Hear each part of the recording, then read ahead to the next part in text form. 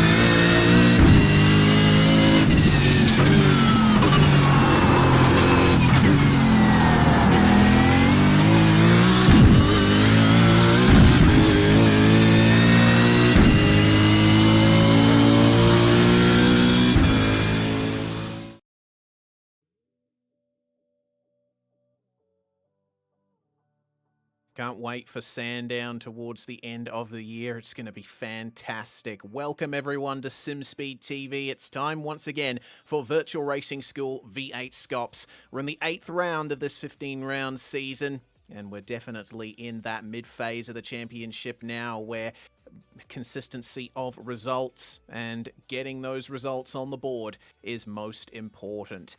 Here at Sonoma, this is a track that has certainly been a mainstay of iRacing V8 competition, and I am really looking forward to seeing how the drivers manage to tackle it this time around. To bring it to you all live here on SimSpeed TV is myself, Reese Gardner, along with Dan Yeaman in the comms box with me, and Scott Fontaine on the director's chair, bringing you these pictures and making everything happen behind the scenes. Dan, I'm looking forward to this. It's going to be fantastic here at Sonoma, running a very short, very twisty circuit that really puts these cars through their paces.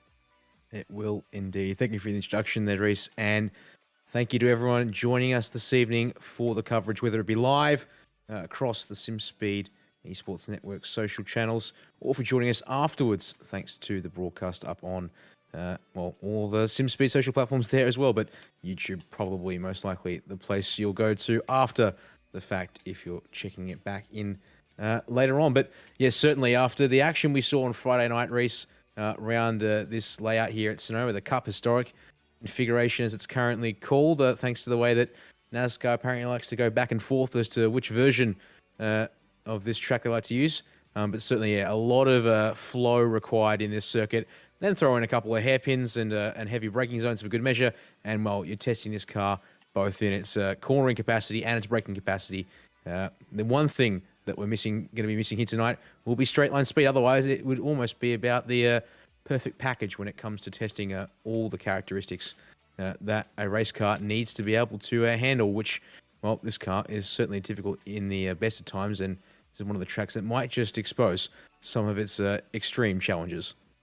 Indeed. We'll check it out here. Sonoma, the historic Cup layout, of course, cuts out the middle section of the track with a very diving left-hander, replaces it with a hard right, you can see on the left side of the screen, into that hairpin for turn 6, which is going to be one of the prime overtaking opportunities on the lap here. Also got to look out for the final hairpin down in the bottom right. It's a corner with no runoff, but it's the heaviest braking zone on the lap, and pit entry splits off from it with a dividing wall that will catch drivers out if they're just an inch too far to the left-hand side.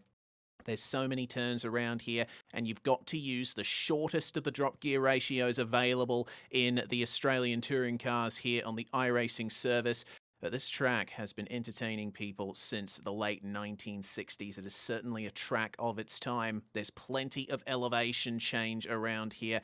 And like you said, Dan, pretty much any absence of real straights around here. Every turn flows directly into the next, and you have no time to rest.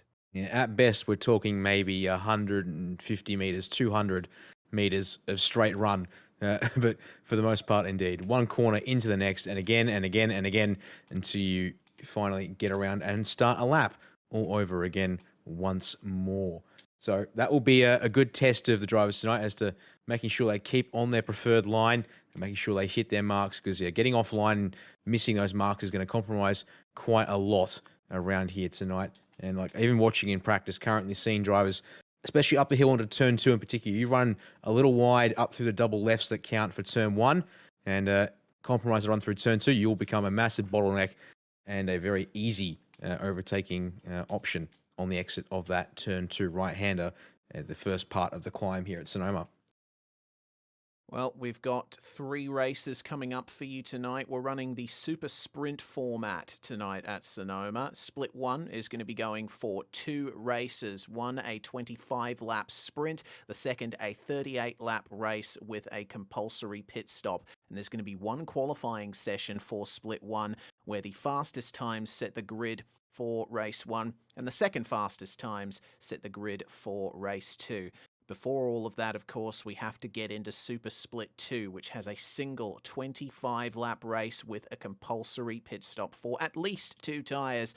But I got to say, Dan, this track has built a reputation over the years for being one that eats tyres. So I think a lot of drivers will be glad that there's a compulsory pit stop to get fresh rubber on the cars here. And I doubt anyone will go for just 2 tyres around here. You'd have to say that everyone's going to go for all 4. Yeah, and it was pointed out that, yeah, with the way the car here takes tyres in a pit service, there is actually no meaningful benefit to opting to try and take 2. And reduce, well, there is no benefit, well, there's no shorter pit stop time. That is what the perceivable benefit would have been if the tyres were changed front, like side on or front rear kind of thing. So yeah, should expect everyone down the lane for the same time, get all 4 tyres changed. It's just a matter of when you choose to do it, whether you try and go long on your opening set and then have yourself fresh tyres to maximise your pace at the end. Or if you're going to be aggressive tonight and come in early to get yourself sorted out on that front beforehand. Yeah, and as you can see, looking around this circuit, there's not much runoff in many places around here, and pretty much everywhere except for the inside of the final hairpin is grass, gravel, sand, what have you. This track is in Sonoma County in California at Sears Point, just a bit north of San Francisco, and of course it gets pretty hot out here in this part of California. But this being the time of the year that it is, we're looking at about 15th of May in sim time at about 8:15 in the morning, which means the track is nice and cool, 22 degrees Celsius, but there's barely any clouds in the sky, which means there's going to be a lot of UV hitting the track. Bradley Vaughan on top in the practice session, just ahead of Bailey Fred by 0.5 of a second. Bailey is going to start on pole position because he has moved up into 41st place in the pre-qualifying that took place over the last few nights. There's been a couple of absences reported for this one of them being Bradley Ratu in Split 1. With him pulling out of the race, that's moved Sebastian Flock into Split 1. Flock would have started on pole here in Split 2 otherwise, but now it's going to be Fred with the drive, with the advantage, I suppose you could say, coming into this race. But it's a very short run to turn 1. It's very easy to mess up the start in these cars, so the drivers behind will be raring to go to try and take advantage. Yeah, that will be important to note here. And yeah, nice flat, pardon me, nice flat area for the cars to grid up tonight. But, well, it's about the only flat part on the circuit immediately into the climb up the hill. So, well, after what we saw on Friday night as well in the Logitech V8SCOPS supports traction for these cars, especially also given that, as you mentioned, most of them will be using very short gear ratios tonight. Of course, given the lack of straights to need lengthy gears, means that wheel spin tonight off at the start and out of the pit boxes later on too will be interesting to take note of, along with also all of our corners here pretty much, given that they are all mid to low speed turns through the opening half of the lap. And of course the hairpin at the end will be important to watch for when it comes to who's got their car figured out, balancing power down traction as well as cornering capacity, given that you will have to trade off a bit between those two there.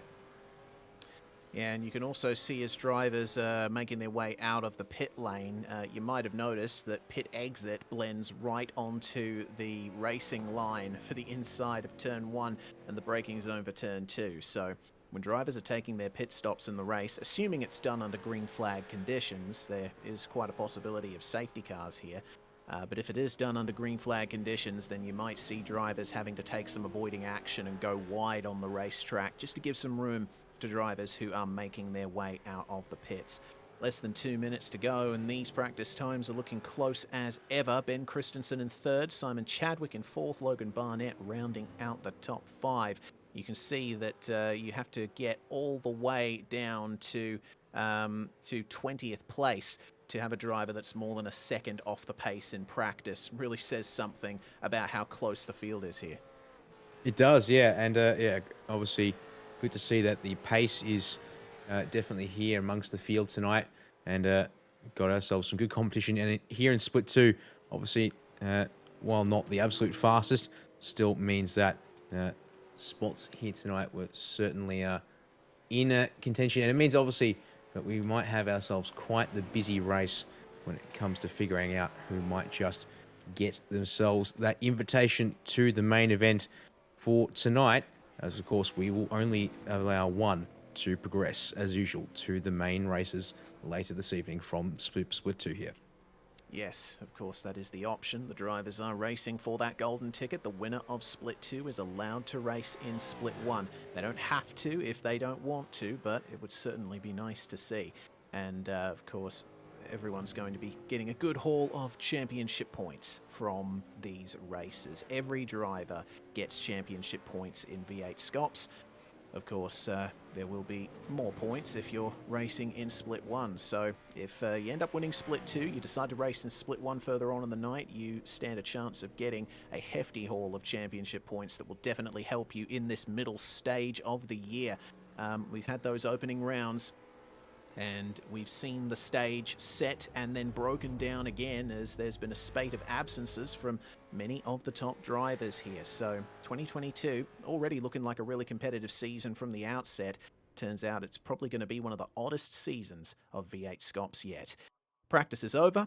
It's time to go through the starting grid for Super Split 2. Starting on pole is going to be Bailey Frid. He's joined by Race on Oz's Justin Wallace in car 13. Jamie Dyke is going to start out a third alongside Logan Barnett, Zach Ski and David Coleman. Round out the top 6. Paul Young is going to start in 7th place alongside 95 Sim Sports' Simon Chadwick, with Craig Jones starting his drop bear car alongside Synergy's Jamie McKnight. Alex Court and Bradley Vaughan, new signing for Evolution Racing Team, are going to round out the top 12.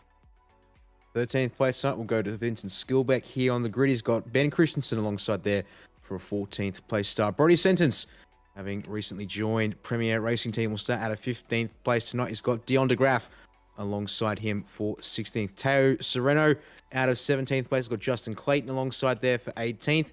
And then it's Aaron Gilbert and David Kirby on the 10th row. Brady Baldwin out of 21st. Got Matt Brunn alongside for 22nd. And Ian Jew, new to Premier Pursuit Sim Racing, apologies, out of 23rd. We'll have Lindsay Hobbs alongside him for 24th place. Stuart Crawford's going to start alongside James Chastaneuf, who has competed up the top in Split 2 in the past, but was uncharacteristically off the pace in pre-qualifying. Dean Powell is going to start alongside Andrew Ritchie, 27th and 28th. Stead Miller and Roy Clark will round out 30 cars, and the last driver to take the start here will be James Lalong in car 220. Simon Black, Nick Parker and Michael Korolev are race control at Oceanic Sim Racing, the outfit that runs V8SCOPS. And of course, Nick Parker will be out there in the Logitech GV safety car, Porsche 718 Cayman GT4, if there is a big enough incident out on track and drivers have to request a tow. Of course, there is the no escape rule in effect here in V8SCOPS. Coming down to the 0 of the timer now. Actually, it looks like we've got an extra minute to think about here. But as the drivers are on the grid, you can see that there's quite a bit of space between the cars on the starting grid, but there is no space either side. It's almost like a street circuit here in the start-finish area at Sonoma. If a driver spins up the wheels and spins out on the starting grid, it will create a pile-up, and there won't be many places for drivers behind to go as they're trying to get things started. There's obviously the drag strip up there to the right of your screen. Pit lane is on the left. And, well, it's going to be a short run into turn 1. You pretty much have to start turning as soon as you get off the line. So what is going to happen at the front? Fred, of course, starting on pole. He will have the advantage coming into turn 1. But there is a bit of strategy to getting these cars off the line. You have to hold the handbrake in iRacing, which effectively replicates the line locker for the differential that's on the cars in real life, and that's how drivers get them off the line. Some drivers will elect to just put in the clutch, rev it up, and try and let out the clutch as smoothly as possible to get a start. Either way, 650 horsepower going through both of the rear wheels through a locked differential. It's going to be difficult for a lot of these drivers. The revs are rising, and we're about to get going. One driver has missed the grid, but away we go, and that's an excellent start from Bailey Frid. Big spin up from Justin Wallace. He's created a bit of a concertina behind him, and scything through to take advantage was Paul Young. He's going to get up into 5th place here as now through the first corner they come, and that's a spin for David Coleman. He was tapped from behind by another driver. That's caused everyone to have to check up at the back. A couple other cars involved in that. We've got more spinners there, Aaron Gilbert and Stead Miller along with David Coleman. Oh my goodness. Trouble at turn 4 as well. God, it's continued, hasn't it? Big pile up. Yeah, Alex Core around on the apex of turn 4 currently as we continue to watch our leaders streak down through turn 6, but I get the feeling, I think actually we might, his driver's still trying to recover back at turn 2 as well. Coleman and Stead Miller only just getting away now, so the track is cleared up, which means we should stay green here under the control of race control from Oceanic Sim Racing. Also looks like, unfortunately, Craig Jones has dropped from the server, which means that he is now down at the back of the field, and I don't expect him to be coming back unless he'd like to put the effort in for the sake of it. As you can see there, Bailey Frid takes it across the line to complete lap 1. 0.7 of a second there at the line, but loses a bit of time up the hill to Jamie Dyke. We'll see here if that wobble there just at the back of shot for Dyke exiting turn 2. Just caught that there indeed, Reese. And well, that's going to be the name of the game here tonight. Do you push the car early? Can you manage your car all race long and not put yourself in a position where you're going to have big wobbles like that, because that will just invite the people behind you to have a crack at the first possible opportunity. Little lock there for Dyke as well. That'll be giving Justin Moles there in third place some ideas about how to put some pressure on here, Reese.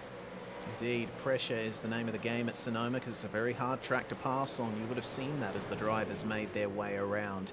It's a reasonably wide circuit, but with how close together these turns are and the S-bends and sweepers around the back half of the lap, it's very difficult to get a good run on the driver ahead. We've gotten our first penalty coming in, by the way, from race control, and it's gone to Bradley Vaughan for the contact on lap 1. I think he was the driver that ended up tapping David Coleman into that spin. So Vaughan is going to have to come into the pits to serve that drive-through penalty in the next few laps. Big shame there for the number 100, running up in 8th place at the moment, was on for a good result. So checking him back in up at the front of the field, looks like Bailey Frid has really gotten into a rhythm now. He leads by just about a second over Jamie Dyke as they make their way through turn 5. Very difficult to get right that exit. You have to try and stretch it out over the curb as much as possible, but there's a turn there. There's a wall there to collect you if you get it wrong. And it seems that lockups are happening quite a bit for everyone as well. I saw a big lockup for Bailey Frid there coming into turn 6, and all of you watching at home would have caught that as well. Wallace, it doesn't seem that he's making much of an impression on Dyke now at the moment, but maybe give it a couple more laps and he'll try to wind up the pressure again. He's going to have to keep an eye out behind, though, because Logan Barnett is starting to pressure. Yeah, that will be the thing to watch. And I think, again, coming back to what we saw on Friday night, for those who joined us, in fact, even just our observations from the V8SCOPS supports races, in particular, those 25 lap races for the flat sixes race, we saw a lot of drivers sort of able to push for a couple laps, then they have to back it off again. That's a bit of a mistake at turn 2 from Jamie Dyke ahead of us here while we're on board with Barnett. That's going to give Wallace that opportunity to close right up here and gain some time for free. And Bailey Frid, well, he'll be loving the side of that. His gap's up over a second, and while still 1.3 seconds, it's not much, but it means that he's just got that little bit more breathing room, and Wallace is there. He can now really start putting the pressure on Dyke now that he's been given that free chance to close right up to the back of him. But coming back to the original point, of course, was that, yeah, even in a 25-lap race with pit stops or no pit stops, as we saw both of those on Friday night, there were definitely cases where drivers were working the car in sort of stints and phases, it seemed, unable to push consistently for all 25 laps in those Porsche 992 Cup cars. Whether we see the same tonight, not entirely sure, but it would seem to be the case based on the couple of observations from the start of this one here so far.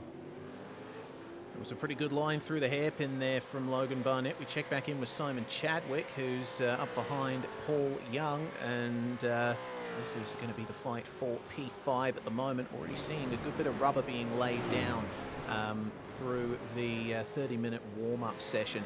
Starting track state is 50% for V8SCOPS sessions, so the drivers already have a bit of rubber laid down on the track to work with, but they're definitely placing down a lot more here, particularly over the top of this hill where wheel spin is almost a certainty. Coming down into turn 5, you've got to avoid that curb on the inside and try your best to widen out the exit there. A lot of tarmac you can take on the entry here to the turn 6 hairpin as well, but you've got to straighten it out and avoid that curb over on the left if you want to keep up the traction. Christensen here currently running in 7th. He's got a front row seat to that battle for P5. Looks like Chadwick right on the back of Young now, and we'll see if he can try and line up a move into the final hairpin. He's pulling out and having a go, but moving over is Paul Young, trying to make it as difficult as possible. He is forced wide, though, went a little bit deep, and that's going to be Simon Chadwick up into P5. Yeah, that was a good move. Obviously, even though showing the nose early, but again, just making the commitment clear. Young, I think, yeah, trying to defend a bit too, well, defending late and therefore compromising his run into the turn, and space given, well, actually runs deep, and therefore the space opens up for Chadwick, I should say, to take that spot without much of a fuss. So there is that exchange for position as we continue to watch these guys down the hill. Meanwhile, further on back here, that is Bradley Vaughan back out of the pit lane, having served his drive-through penalty, and unfortunately for him, now down in 19th, no, yes, correct, 19th place, skiing around Lindsay Hobbs there on the exit of turn 2. He will now obviously have his work cut out for him with a pit stop yet to be served. But you can see a couple of cars up ahead there, Reese, that he can latch onto the back of. Dean Power up the inside of Andrew Ritchie at turn 6. Meanwhile, just in behind, it's Matthew Brunt and Justin Clayton. But, oh, what's that for a run off of the outside of turn 6? Ritchie going to hang on to it, I think, but Power comes back at him in reply as they go side by side down the hill here at turns 8 and 9. And, oh, Brunt wants a way through here that we're on board with him, but still side by side between Ritchie and Power. They lean on each other through turn 10. And Ritchie now is going to be hung out to dry. He goes for the pit lane, actually, to get himself out of the group and take the early pit service. Meanwhile, Pow. Too deep there at the hairpin. Brunt's going to go through. Justin Clayton wants in, and Brad Vaughan, he would like to join in on all of this and get past all of them ASAP. Well, that shows you how much time you lose if you're battling all the way around this track. So much time lost for those drivers. That's brought Vaughan right onto the back of them. Vaughan sees the door open for Dean Powell, and a little bit of a tap there. Powell sent wide, and that allows Lindsay Hobbs through. Hobbs gets up into 18th place as a result. Along with Andrew Ritchie, we've already had David Kirby and Teo Sorono come in for their first pit stops just a lap ago. So they're taking their pit stops early. They'll be looking to try and run along towards the end. Checking in with Sorono, who's come out in 26th place and still got a clean car, managed to avoid the carnage that happened on the first lap. We'll see what kind of times he can end up setting here. Fastest so far was a 1:12.5, and for context, drivers up the front are currently setting just on 1 minute 12 flats. Bailey Frid still has some of the quickest pace in the field. But we've got to remember, James Chastaneuf, who started down very far in the field, he's already made up 15 spots and is up into 11th. And he was the fastest car on track last time around, just before Bailey Frid took that title back. So Chasty in car 427 is looking to make some big moves here. He is, and well, critically, he has made moves very quickly on at the start of this race, and been actually up those 15 spots for quite some time. So credit to him there indeed, that he's in a position here where he can get into the top 10. Just got to find a little bit of pace to catch Brody Sentence and Vincent Schoolbeck just ahead of him there on the road. Meanwhile, there's that pack of cars that were racing last time around down the hill. This time, though, Brad Vaughan is at the front of the group. Jamie Dyke, meanwhile, wide at the hairpin. He's just given up P2 to Justin Wallace. Trouble at turn 6 at the same time. Number 21 of Roy Clark, unfortunately, in the fence and now down in the mid-20s as we watch this fight for second up the hill. Dyke's going to force the issue at turn 1. Wallace is going to try and keep the inside for the top of the hill at turn 2. He will, and he should finally have that one covered off there. So that took at least 3 corners to finish the move. But, well, that was quite the scrap there. All started thanks to a bit of an unforced error from the 080 of Dyke directly ahead of us here. And that's brought Logan Barnett right into it as Dyke runs wide and, wow, gets massively squirrely over the curbs. That's another position loss there for car 080. And that's going to bring Simon Chadwick into contention for getting 4th. Wow, goodness me. It was a pretty good save from Jamie Dyke, but it does seem like he's not quite comfortable in the car at the moment. Might be burning through his tyres here at the start. We'll see with this position loss whether or not he decides to throw up the white flag and come into the pits and get some fresh rubber on that thing. There's a lot of pressure being put on him here from Chadwick, and looks like Dyke is going to stay on track, but Chadwick up the inside in the hairpin. Dyke gives him room, but The outside line will allow him to keep this position on the way towards the start-finish line. He widens out the turn-in for the final corner as much as he possibly can, within reason. It does seem that Chadwick has a lot of pace, though. He's up 3 places from where he started, and one of many drivers who's gained a lot as there's another small mistake from Dyke. It looks like those rear tyres are crying out for some mercy now. Yeah, it looks like that is the case. And we'll see how much longer he tries to go in this race. We're almost at the point where you can go for the pit stop, and almost halfway means that you shouldn't be pushing things too hard in the end phases. We check in with Dion de Graaf. Unfortunately, that Sim Black's Mustang is now severely lacking rear end. So trouble has picked him up and found him squarely in the back early on in this race. He rejoins the circuit back in, where are you? Dion, 23rd ahead of Tao Sereno. And well, while that was happening, Logan Barnett had a massive moment down the S's. He stays in 3rd place, but he's now lost the back of... there goes Chadwick. Yeah, Chadwick into the pit lane. He's lost the touch of Justin Wallace for the moment, and he's got Jamie Dyke now directly behind him, looking to pressure out of the hairpin at turn 11.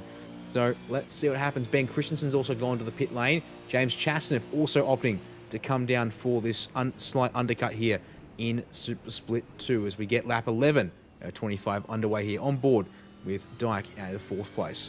Oh, and hello. That looks like Barnett lifting off, letting him go there. I don't think that was a slowdown. Barnett has a black flag. Oh, he does. Okay. And it's not been issued by race control. Right. So might be a I don't know if that's that can't be a slowdown because he was driving pretty cleanly. I'm not too sure what's going on there. I'm going to check lap 10 because he had a moment on lap 10. And it wasn't much, but I reckon that might be it. Incident limit, maybe? I don't think so. He went off-road in the middle of lap 10, and I think he might have gone wide enough down the S's that it decided to trigger. It triggered a slowdown penalty. Oh, hello! Safety car called by race control. Unfortunately, in the middle of all this conversation about what happened to Barnett, I've missed the message as to why we've got a safety car out on track. But car in the wall. It's Stuart Crawford, and that looks pretty heavy. It's at the second last corner.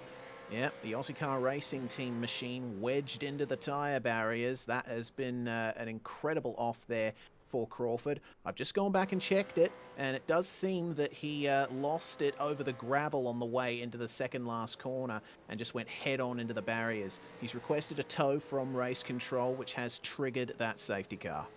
So this means that the majority of drivers are taking their pit stop now. We've had pretty much half the field come in to take their stops. Of course, Frid, Wallace, Dyke, and Ian Zhu have stayed out on the circuit. Here is what happened to Stuart Crawford. He was nice and clean through the S's, but watch here when he comes up to the long left-hander. He'll just get on the sand there, and it gets further unsettled over the curb, and bam, into the tyre barrier. Oh boy, well, that is something unfortunate and a half for Crawford there, but well, he now finds his car requiring some external assistance to get back to the pit lane from there. So indeed, your leaders down onto the pit lane, having had to wait an extra lap there to get their service complete. Now, this will be curious to see here. Simon Chadwick is leading the drivers out of those who have already completed their pit service. Now, can he make any moves further up the order on the top 3 who are down in the lane? And I don't think he will. He's coming down the front straight now, and top 2 are away already. Indeed, Bailey Frid will keep the race lead. Justin Morse will keep P2. Race for P3 maybe here. Yes! Race to P3! Oh, my word! At the pit exit! Oh, no. Oh, dear. That's Chadwick off the circuit, and there's going to be almost contact there. Oh, Jamie Dyke had to avoid, went off. Goodness gracious me. Little bit of drama here under caution at Sonoma. We'll definitely be getting a replay of that one thanks to our friends at Virtual Racing School. Some big dramas there. Chadwick at full chat. Oh, man. Dyke just came out of the lane there. And that's what I was alluding to earlier on, Dan. The fact that pit exit goes right onto the racing line. You got to be so careful if you're at speed on the track. You have to. I think Chadwick, bit single-minded there, to be honest, about the fact he wanted to get P3 there, and that was the chance to do it with the pitting the lap earlier, and then having a lap here on fresh tyres as the field came around to come into the pits. And yeah, just drove across the nose of Dyke there, which and Dyke obviously, yeah, he's there following the cones for the pit exit line and stuff, and yeah, Dyke's just Chadwick's come across in front of him there. That he has. Well, the running order at the moment, Fred, Wallace, Chadwick, your top three. Ben Christensen is in 4th place, 10 positions gained for him. Jamie Dyke losing 2 places and in P5. Most positions gained in the field belongs to James Lalong in car number 20. He's currently in 11th spot, and he's the only driver in the field to not come into the pits yet, which is curious, I have to say. Not too sure what the deal is there. Maybe he's just deciding to go long. Maybe he's lost the opportunity to pit under safety car. Well, now it's time for the drivers to keep an eye out here, because we might be going green here at the end of this lap, just beginning now. And there's going to be plenty of talking in the background for the teams as to what they're going to do over the course of this race. It's going to be a race to the end. Lalong, meanwhile, has come into the lane here, and he's completed an 8.3 second stop. He is going to come out round about 25th position, still on the lead lap, so there's still plenty that he can do from here. Simon Chadwick has gotten away with quite a bit here with that incident with Jamie Dyke, but he's in contention potentially for 2nd place if Justin Wallace isn't able to keep him behind. Conversely, though, it affords all of these guys another chance to try and keep up with Bailey Fred and take that potential race victory away from him. Yeah, look, curious to see if he can replicate that pace here in this second phase of the race. Confirmation from race control, we will be going racing again here at the end of lap number 14. So it's going to be an 11-lap run to the end if all goes somewhat to plan. And now wait for safety car to return to the pit lane before handing control of the field to the driver of the number 5 here. Okay then. Bailey Fred holding about 90 kilometers an hour and has the opportunity to go once they get to the pit entry. But I would say that he should go for it at the apex of the final corner, try and get the best run possible and avoid much chance of a concertina. So down to the final hairpin. A nice wide corner, but with no runoff at the exit. Thank goodness they're going through here at pace car speed. Bailey Fred gets on the power at the apex and gets off to a really good start here. Back to green flag racing to begin lap 15 in Virtual Racing School V8SCOPS. You're watching Split 2. All right, down to turn 1, or up to turn 1, I should say, they go. Considering the upward trajectory of the racetrack, looks like a nice single file start from a lot of drivers. I've noticed Jamie Dyke once again having a big slide on the exit of turn 2, but it looks like he's got some pace here on Ben Christensen if he can keep that rear end in check. Yeah, well, let's see how things go. Field is spaced out quite quickly here, Reese. Joe's, Logan Barnett at the back of the field's got loose at the exit of turn 4. He keeps it up, but he's going to drop a couple of spots now into the, well, already in the mid-20s, down to 24th behind James Lalong. So he's obviously really in a bit of a world of pain. Meanwhile, just up the road, I can see, I think it's Dean Powertrain up the inside of Aaron Gilbert. It was at turn 6, and now has to tuck back in line, not able to make that move stick before these cars make their way back down the hill here through this series of turns. And, well, it's also talking, as you can see here, in this mid part of the pack, we've got quite strung out here. In fact, this is more towards the rear, as that's in the dirt for Powell. He'll lose the momentum to Alex Court behind, so caught up the inside at the hairpin there. Should be job done if gets it pulled up and looks to have got that one pulled up indeed. So place gained for the driver of the 44, and well, still looking to make up spots after being entangled in what happened on lap 1, as your race leader has 0.6 of a second on P2 here, and I think it looks like he's going to continue to do what he did in the first half of the race at this stage, although come back down a fraction inside 0.6 on this particular lap here, Reese. Well, you see Simon Chadwick there just up behind Justin Wallace at the front of the field. There's some big news that has come in for Chadwick. He's been given a black flag by race control for that contact with Jamie Dyke under the safety car. So that has completely ruined Simon Chadwick's run here. He will lose P3. We check out Zach Ski, though, who we ride on board with, chasing down Paul Young. Ski has lost 2 positions. He's looking to gain one of them back here down into the hairpin. You got to try and keep it tight on the exit, but goodness me, that was a big helping of opposite lock on the exit. It's so hard to put the power down out of slow corners in these cars, especially with that short gear ratio that they're running here. Yeah, and well, drivers, they'll need every bit of acceleration they can get, but that obviously, of course, puts them at risk of, well, having a lot of engine power available to with not too much effort from the right foot tonight. So, of course, that there, a textbook example of just being a little bit too aggressive relative to what the car could provide. As we check in there with Dion de Graaf, he's just had Brad Vaughan go past him there. Vaughan back to 12th place after the lap 1 black flag. So the safety car absolutely saving his bacon right here, right now. But he's now got to try and get a few more spots, or at least I'm sure that's what he would like nonetheless here. So down the hill once again, whilst we continue to focus on de Graaf, he's got Teo Sereno behind him there in the 155 machine for Pursuit Sim Racing, and then in behind Teo is Jamie McKnight. And actually, interestingly, McKnight's car is quite substantially damaged at the front as Chadwick down onto the lane serving the penalty. He will now trundle back a fair ways here as everyone gets up to speed on the exit of the hairpin. It's one of the more painful pit lane deltas, I'd say, on the calendar, given that you go around the outside of the circuit and everyone's just picking up speed as you're trundling down at a constant here. Yeah, well, let's see what Simon Chadwick can salvage from this. You mentioned McKnight's damage. Well, he picked that up on lap 1. I think he went into one of the 2 pile-ups that we saw on lap 1. He's missing his front bumper, but he's still keeping up a reasonable pace as we check back in here with Vincent Skilbeck trying to hold off James Chastaner for 7th place.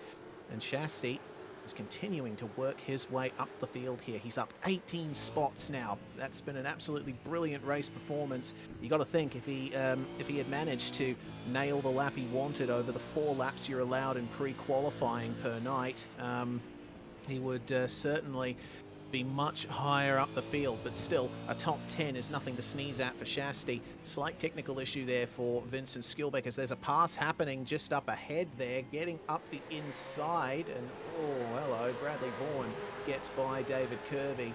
Zach Ski fighting with Paul Young still. Looks like that might have been a defense from Young, but Ski with some really good momentum around the outside of turn 1. Not quite able to take advantage of it into turn 2. You see how much Skilbeck's catching up, though. I think there's a potential issue there for Paul Young trying to get the power down. He's really held up Ski here in this first part of the lap, and now Skilbeck looks to be on the attack. Yeah, you see here, a little bit of a gap for Skilbeck. It's not much, but every little bit will count here for the time being. Oh, here Trying to nose open as Young and Ski indeed side by side through turn 6, and Young doesn't have anything there for the driver of the 333 machine. So through goes Ski. That puts him back to where he started this race, and now he can try and focus up on Jamie Dyke ahead of him and close that margin down to about a second. Chastanev now on the back of Skilbeck once more, and again Skilbeck just dropping out for a moment. That won't be helping things, but up the inside goes Chastanev as Skilbeck tried to cover it off for a moment there, but he's not able to do so. Holds Chastanev narrow there through the hairpin, but that doesn't work out in his favour. Chastanev able just to lean on him in return. So up to P7, 19 spots gained for the 427 machine, as now it's Brody Sentence's turn to try and apply the pressure to Skilbeck here, Reese. Yeah, and the reason Skilbeck lost that position to Chastaneuf was he went a bit too deep into one of the left-handers across the S's up the back half of the circuit, and that just completely destroyed his momentum and his line. So I suppose Sentence will be hoping that Skilbeck will make the same mistake this time around. A couple of positions further back, it's David Kirby trying to keep up with Bradley Vaughan here. Kirby, one of many drivers who's carried damage from those lap 1 incidents.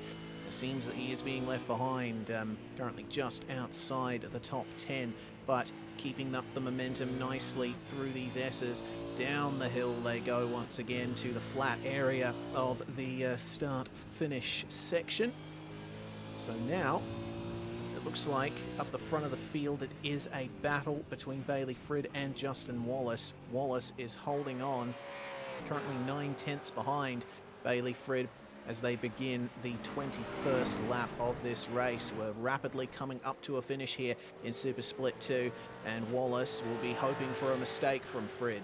And I think that will be the only chance that he really gets to take a Split 2 victory here. All things considered, though, it's worked out well for Wallace. Despite messing up the run off the line at the start, he's managed to get second place back and should be on for a good result. Yeah, this is certainly a fine drive for him. Minor mistakes there at the very beginning aside, he's certainly made up for them and gotten back to where he'd rather be. Obviously, looking at pace tonight, it would seem that he could potentially have challenged, but I think Bailey Frid, just has enough in reserve to keep that under lock and key there without too much fuss as we watch the field make their way down the hill here. And, well, after getting through there on Paul Young, Zaski has not really pulled away or closed the margin to Jamie Dyke ahead, as I thought he might be able to based on what his pace was indicating there for a moment. So we're curious to see if maybe another chance for Paul Young to make a move. As Peo Sereno, I think they're up the inside on Dion de Graaf at the hairpin to end the lap, but de Graaf going to stay alongside here up the hill through turn 1. This will give him a chance to maintain the pressure because Teo offline out there will make turn 2 a struggle, but no, he gets that one pulled up in time. But the crisscross coming from de Graaf and has to get on the brakes there as Sereno moves across to open the entry. As Barnett on his own, unfortunately, he's just spun himself into the grass at turn 2 on the exit. And, well, after running so strongly at the front of the field, he drops in behind Simon Chadwick now, back to 22nd place again for the 0-1-1. As McKnight, it's his turn to have a go at de Graaf here at turn 6. Gives the space between both roses. Trouble in the mid-pack. Skilbeck around. Clip Bradley for the edge. It blows on the number 100 machine. Okay, and these guys have come right up on them as well. You see Vaughan smoking there. That looked like some pretty big contact. And looks to me like Vaughan wasn't able to do anything about that. We should get a replay of that because, my goodness, Skilbeck, big spin, just got a bit crossed up over the curb on the exit of turn 6. We'll see it here. It's taken multiple cars with him as well. Brody Sentence and Simon Chadwick also picking up mechanical black flags in addition to Skilbeck and Brad Vaughan. So focusing here on the 091 ahead of him, the wheelie bins. Late race safety car deployed by race control here to reset the field. Yep. So out of turn 6 here we go. Skilbeck just loose and then trying to gather it up, and Brad Vaughan's got nowhere. Fence, car again. There's Sentence, the first man on the scene, and then blown motors for each of them. And then how does Chadwick get involved in all of this? It must have been Skilbeck in the 091, possibly trying to rejoin the circuit. And that's what's the rejoin. Actually, Skilbeck was at a standstill at the apex, and Chadwick taking the racing line just had nowhere to go. Here we go. Yeah, Chadwick was the other driver. No, not the other driver involved there. You'll see Chadwick here coming up. Okay, so Skilbeck comes to a stop here, tries to get back onto the circuit from here, but I think he didn't quite get the gap he needed. He realized too late, and in comes Chadwick, a heavy smash. Yeah, Chadwick trying to make some evasive maneuver off the circuit there, but, well, both him and Skilbeck are still parked up in the turn 8 S's there, so their races are now well and truly done. And this will bunch the field back up a bit here, but it's going to be interesting because we're already on lap 24 here. Reese, are we going to be finishing this race behind the safety car, or are we going to clear the circuit here and get a one-lap sprint to get back to green flag conditions? Because safety car is still out on track. There are still cars parked here on the circuit, so I think we're actually going to be finishing under yellow here. Yeah, looks like it. We'll pass by the scene of the accident with Chadwick and Skilbeck lying prone just on the racetrack here, coming in on the left of frame. There we go. The field makes their way by. I think once the field passes by, Chadwick and Skilbeck will be given the permission to tow back to the pits by race control, but I doubt that they'll be able to get all of that done in time. The field has passed by them, so we'll see what happens from here. Skilbeck and Chadwick still very much at a standstill out there. So the moment of truth will be coming up very shortly. We'll see if the safety car goes into the pit lane. Doesn't look like he will. So this is confirmed here. These are basically your results. The race is going to finish under yellow, and we'll have a full lap here behind the safety car to finish things off. Yeah, well, how about it? It's first time this year Super Split 2. And if not, well, all of V8SCOPS this season ending up behind a control of a yellow flag. So indeed, yep, confirmation from race control here that the race will end as it is here behind the safety car. So they will just complete the lap to obviously get the results from iRacing at the line. And yeah, well, a dramatic end to that race, and not quite what I was expecting tonight. So unfortunately, neutralizing the field there with a couple of laps to go in this one. But, well, it is what it is. When two cars are parked on the racing surface like that, if you're going to have no escape rules and try and run this like you would a real event, makes sense to me that we end up having to finish under yellow. Well, I suppose this gives us a bit of a chance to reflect on some of the performances here tonight. I think Ben Christensen will certainly be a happy camper, up 11 places to finish on the podium in Super Split 2. That's a fantastic performance from him. He avoided the carnage coming out of turn 3, turn 2 as well. And we can't forget James Chastaneuf, who is going to come home in 7th place after starting down in 26th. I think Chastaneuf definitely showing his worth once again in this field. How differently would things have gone for him if he pre-qualified further up? Remember, pre-qualifying does set the grid for Super Split 2. Can't forget David Kirby either, up 12 places. Lindsay Hobbs will come home in 12th place, also gaining 12. And Ian Shu will come home in 13th, gaining 10 places. Dean Powell, Roy Clark and James Lalong all gaining 11 places each, so they've definitely profited from this one. Unfortunately, the race has gone very wrong for the likes of Simon Chadwick, Bradley Vaughan and Vincent Skilbeck. They will end up as retirements, but I think with 75% of the race completed for them, they will still be classified for points. So, race finishes behind safety car, and Bailey Frid will be confirmed as your winner. He gets the golden ticket. He has the opportunity now to race in the 2 races coming up for Split 1. And I think a finer performance you could not ask for from Frid. He led all the way. He did indeed. And, well, that's what you need to do sometimes to secure the deal. And obviously, the last lap is the only one that truly matters.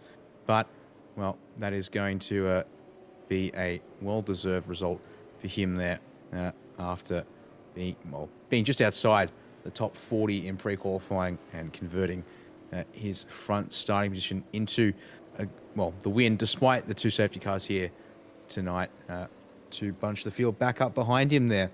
And so we hope to see him back on the track as the field continues to get back around to the pit lane. And, time, I think, now to run through those results once they become available to us here.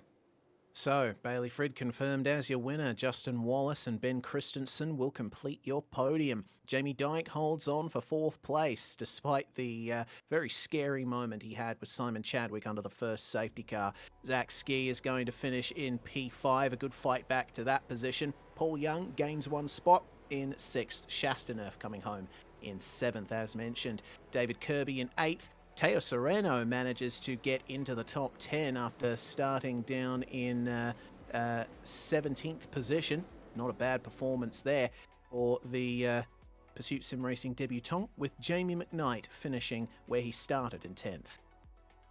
11th place for Super Split 2 goes to the number 20 of Dion de Graaf there, ahead of Lindsay Hobbs there in 12th. Ian Dew in 13th, ahead of Alex Court for 14th. Aaron Gilbert there in 15th place, ahead of Dean Powell in 16th. These drivers here making some good gains. Dean, in particular, another driver making some good moves forward, up 11 spots. And I should also actually mention on this page, credit to Lindsay Hobbs up 12 and Ian Dew up 10 spots there as well. Justin Clayton, meanwhile, there 17th place, holding fairly steady there. And then one of our first big losers tonight, unfortunately, Logan Barnett, in a world of trouble there, and 18th place for him. 19th place to Roy Clark, and James DeLong, 20th place for him, and both of those drivers at the back of the 20, up 11 spots as well tonight race. Stead Miller gained 8 spots and will finish ahead of Brody Sentence, who was unfortunately involved in an incident late on, with Simon Chadwick getting a penalty for the contact with Jamie Dyke under safety car, and then getting involved in the incident that brought out the second safety car with Vincent Skilbeck and Bradley Vaughan. Matt Brunt will retire from this one 11 laps down, and in 26th, Stuart Crawford, the driver that brought out the first safety car, getting wedged in the barriers at the second last corner. Andrew Ritchie also retiring, along with Brady Baldwin and David Coleman. Craig Jones, unfortunately, not taking the start thanks to technical issues and, of course, race control. In the midst of all of that, Nick Parker spent enough time out on the circuit in the safety car that he is actually classified 29th. Well, that's going to bring it to a close, Super Split 2, but do not go away. We've got 2 more races coming up tonight for Split 1 action here in the Too Easy Finance Sonoma Super Sprint. You're watching Virtual Racing School V8SCOPS here on SimSpeed TV.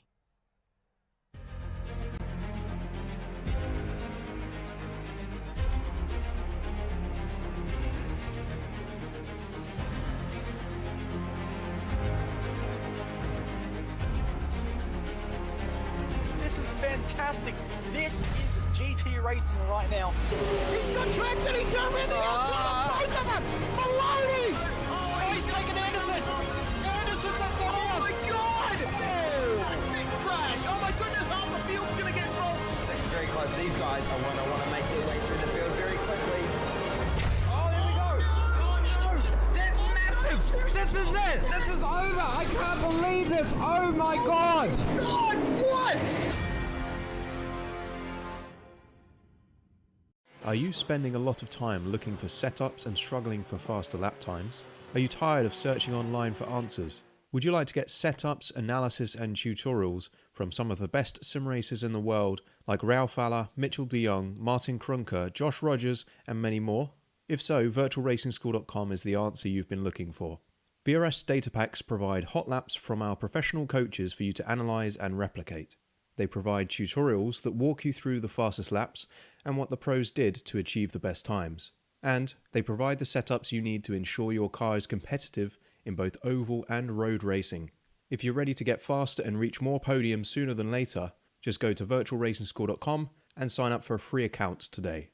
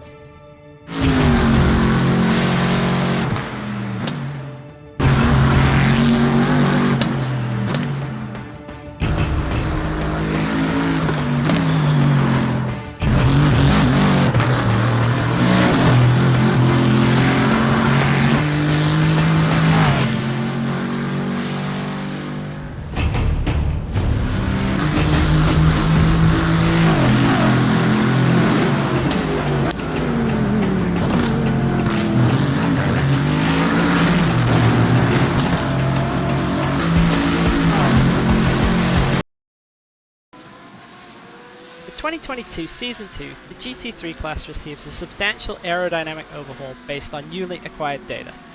This new model prominently displays many real-world characteristics such as stall of both the splitter and diffuser at very low ride heights, stall of the rear diffuser at very high ride heights, a much greater emphasis on roll and pitch sensitivity in terms of performance, more realistic use of chassis rake and wing angles to determine total downforce level, and finally, more accurate total downforce and drag numbers.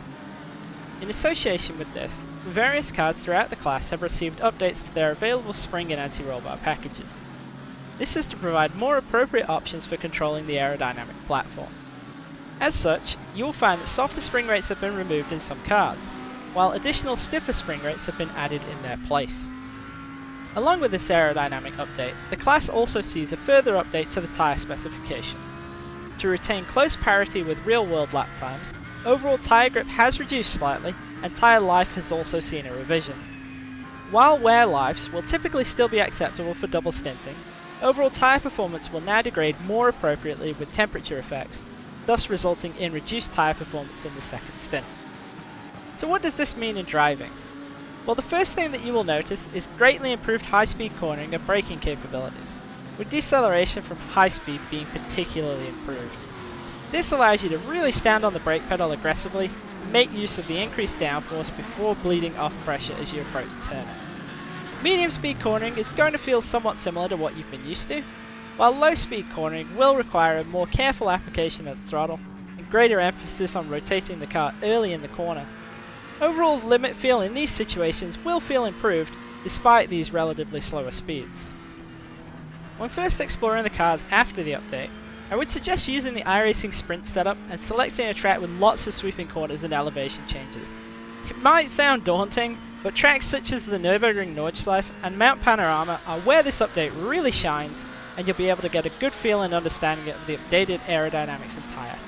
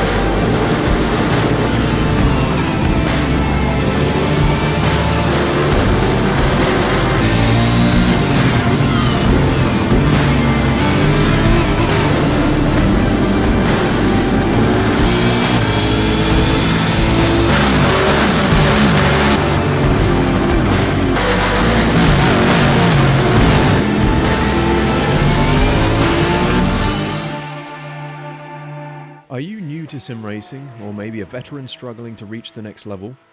Have you ever wondered how the aliens reach impressive lap times that seem impossible to achieve? If so, you're not alone. Most drivers reach a certain level and get stuck. But getting faster on track is easier than you think. V8S coaches are some of the best sim racers in the world and offer one-on-one driver skills training at affordable rates to help new drivers learn the basics and help experienced drivers break through to the next level. Are you ready to get faster and get off the iRacing roller coaster? If so, V8S one-on-one personal training is for you. If you've invested in your equipment, it might be time to invest in yourself. Just go to virtualracingschool.com and sign up for a 30, 60 or 90-minute session with one of our world-class coaches, and you'll learn exactly what to do for faster lap times and more podiums.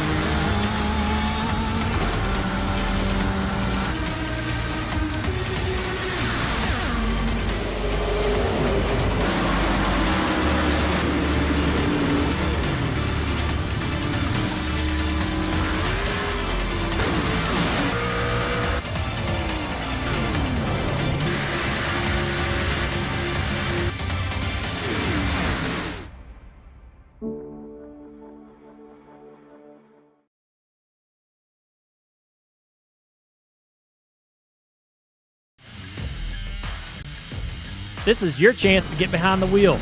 The opportunity to race just like the pros. From the grassroots levels, where we all got our start, to the most popular race cars on the planet. From the fairgrounds of Nashville to the high banks of Daytona, to tracks that will never be forgotten. Realistic driving, intense competition, all from the comfort of your own home. This is the ultimate motorsports simulation. This is iRacing. This is the world's premier online racing simulation. iRacing puts you in the driver's seat from your home computer with the most realistic online motorsports experience you'll find anywhere. Race virtually in the world's biggest events with officially licensed series, cars, and tracks. From the high banks of Daytona to the blistering speeds of Indianapolis, the dirt of Eldora to the world's most legendary road courses. It's all here, and with more than 180,000 people just like you already driving, you'll always have someone to race. Ready to get behind the wheel? Sign up at iRacing.com to get started.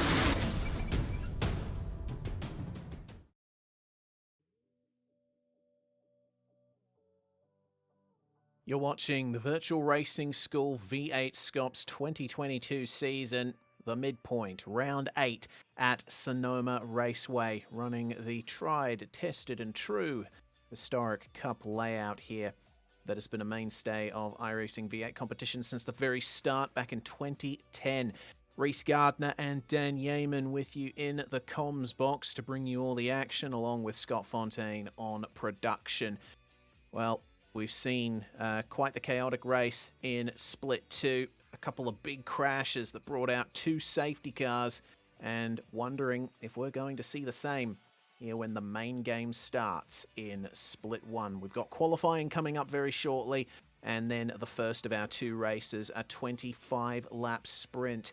Dan, it is certainly warmed up out there. The track is now at 44 degrees Celsius, which is certainly going to put the tyres through their paces, and it's going to mean that qualifying is certainly going to be something to watch. Don't forget, we have 2 sets of lap times to look for here. Fastest time setting the grid for race 1, second fastest time setting the grid for race 2. Yeah, that will be very important indeed to keep an eye on. So for those of us joining us now here for the main event, thank you for being here with us tonight, whether it be live or on demand afterwards, or whether you've stayed with us following the Super Split 2 coverage. Thank you very much for still being here with us as we get ready for the main event. And, well, 8.5 minutes left in practice here before qualifying gets underway. Yeah, that will be very curious to keep our eyes on, of course. Didn't see any qualifying, as is the usual for Super Split 2. server configuration. But yes, the very hot temperature will be fascinating to watch. Currently, times in the low 1 minute 12s to give a bit of an idea as to where the pace is at so far. For those who are currently circulating around and currently seeing 34 cars separated by 1.5 seconds. So once again, looking like to be a solidly competitive field out here tonight. Indeed. Well, before we get into that qualifying action, we do still have plenty of opportunity to look at the championship standings coming into this round. Joint leaders Brady Myers and Madison Down for Trans-Tasman Racing. Down is absent tonight, so Brady Myers gets a bit of a free kick in terms of point standings for the time being, but don't forget, we still have drop rounds to apply, so Madison Down will undoubtedly use this round as one of his drops. Jordan Ross and Wayne Burke quite close for Synergy Sim Racing, but Berkey was a bit off the pace in pre-qualifying compared to Jordan, who did very well over those few nights of pre-qualifying. So I think Ross is probably going to extend that gap between he and his teammate unless something happens to him out on track tonight. And we've also got to consider Kurt Stenberg and Andrew Dyson. The battle for P5. Dyson trails Stenberg by 9 points. And I have to say, the advantage is with him tonight. The fact is, they're pretty close on pace, but Dyson may certainly suffer a little bit better luck than Stenny. We're not too sure, though. How about the battle for P9 then, Dan? Andrew Gilliam and Brenton Hobson only separated by 9 points. Gilliam is absent, but Hobbo has some good past form here at Sonoma. Yeah, it's going to be a fascinating watch because the top 10 once again here at the moment, just looking at it in general, if I might add real quick, all plenty of familiar faces to the scene. And looking at that there, 3 point gap between P9 and P10. And I mean, even then, the gap up to Adam Briggs there in 8th place is only 40 points. From where Gilliam currently sits. Now, actually, Gilliam is currently not in the server, so chance for Hobbo tonight to make his way forward on the points tally. Another driver there who can take advantage of that. Of course, drop rounds will play a factor later in the year, but for now, keeping our eyes on things as they stand with a raw points tally, and we'll hopefully find out soon. And get an idea of how those drop rounds will start changing things up for the drivers here at the top end of the standings, Reece. Yeah, and Brenton Hobson, of course, sitting in 10th there with Andrew Gilliam absent. Hobbo had his career best result here at Sonoma back in 2018, finished second behind Jared Filsell. And just outside the top 10 in the championship standings, it's still on between Kenneth Latter and Sean McNamara. McNamara trailing Latter by 5 points for 11th place, but he's in P9 in PQ, with Latter down in 37th place on the timesheets coming into this round. So I think there's going to be a change there for 11th place in the standings. Who knows? Could be even more if drivers up the front of the field suffer issues here tonight. So we have 4.5 minutes remaining in the practice session, and drivers all out on track getting their final preparations in. The driver on top of the standings currently is Corey Shepherd, who finally broke his victory duck last round at Motegi, and he's definitely shown that he's had the pace to win races in this series for quite some time. Finally getting the W, and the momentum is with him. Topped pre-qualifying and at the top of the practice session as well. James Scott is in second place in practice at the moment. Dyson doing incredibly well here on the hot track, just half a tenth behind the likes of James Scott there in second. And Hobson is in fourth with Brady Myers, joint championship leader, in fifth, Dan. Yeah, it's looking incredibly tight. In fact, your top 5 drivers covered by less than 2/10, and Shepherd is currently the only one in the 1 minute 11s at this stage, by half as 10th there, advantage to his name. But yeah, just looking down the order as well, there's an important name, if we haven't already mentioned him yet. Borzan El Nabi back amongst the game here tonight. The 097 machine there, currently sitting, actually just dropped there to 11th place. just talking about again a great return for him based on the pre-qualifying and now the practice times. Watch out for him to be competitive and looking to make his way forward tonight as well, Reese. As of course, he has been in and out a bit in recent history, but certainly knows how to steer one of these cars around our tracks we use on the SCOPS calendar here. Yep, he won the Bathurst 1000 a few years back with Ross Rizzo, and El Nabi has taken a few solo victories on his way as well, so you can definitely not count out Forzan, especially here at Sonoma. It's a track that he enjoys quite a bit, and it really showed with second place in pre-qualifying. We'll see if he can hook up the golden lap, or 2 golden laps we should say, in qualifying, considering the format that we have tonight. Also on the timesheets, the likes of Thomas Hinz and Corey McFarlane currently down in the field a little bit, but we know how good of a racer those 2 guys are. We'll be waiting to see what they can do on their way around these first 25 laps of the night in Split 1. We've got a nice field here of cars. The usual 40 drivers out there at the moment, and it does seem that our Split 2 winner Bailey Frid has elected not to participate in Split 1 for the time being. So hopefully we'll get a chance to catch up with Bailey at some point later on in the season, but that Split 2 victory is the last we're going to see of him tonight. I don't think he'll be unhappy with that though. Actually, I can see him on my timing list as being in the server, but oh yes, has actually, and pardon me, yes, is circulating. So indeed, we will have our 41 car field of drivers then going to take part tonight. So that means we just indeed full house here for the top split once again. And I think one of the other things I'm going to be looking forward to is something. Obviously, Super Split 2 there. Pit stop means that the driver was able to break up the racing there and didn't have to worry maybe as much about tyre life and also much more favourable conditions. These guys here, yes, it's only a 25-lap race. That only works out to about 80 Ks of racing tonight here in this first race of 2. But still, with the conditions and the way these cars can go through their tyres, and as you've said, this track has a history of being a very a tyre user and abuser, perhaps.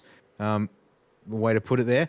I think we're very interested to see what can or how things play out. So Bailey Fridge goes to P22 on his first flying lap of the circuit, and it's a 1 minute 12.5. He's actually a couple of guys now. Our top 4 inside the 1 minute 12 bracket. Yeah, so he's only 8/10 off the race leader, and that puts him all the way down in 22nd place at the moment. So it'll be a very interesting run, I think, for the grid, given we're 33 cars inside a second here at this stage. Yes, I do apologise for missing Bailey Frid on the timesheets there. It wouldn't be a SimSpeed broadcast without the old Gardner gaff.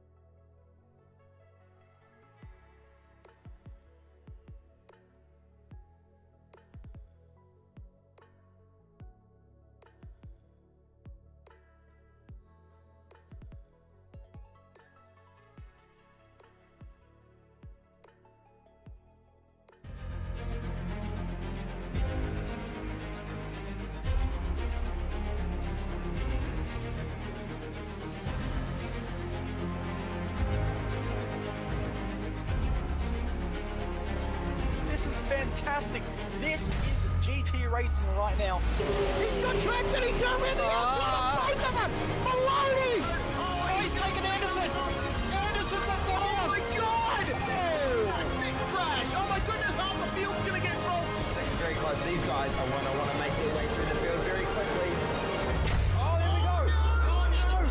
That's massive. This is it! This is over! I can't believe this! Oh my god! God, what?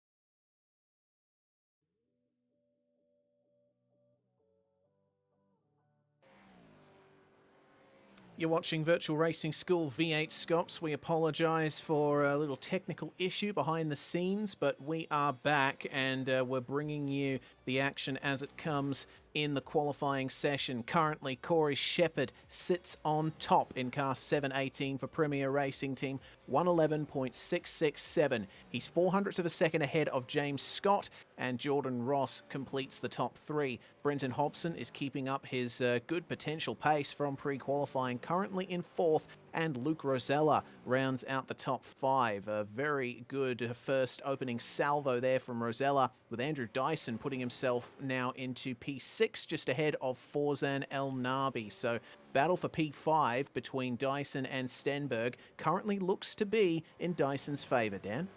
It is for now, yeah, but well, currently the timing tower is, for the most part, separated by a matter of hundredths.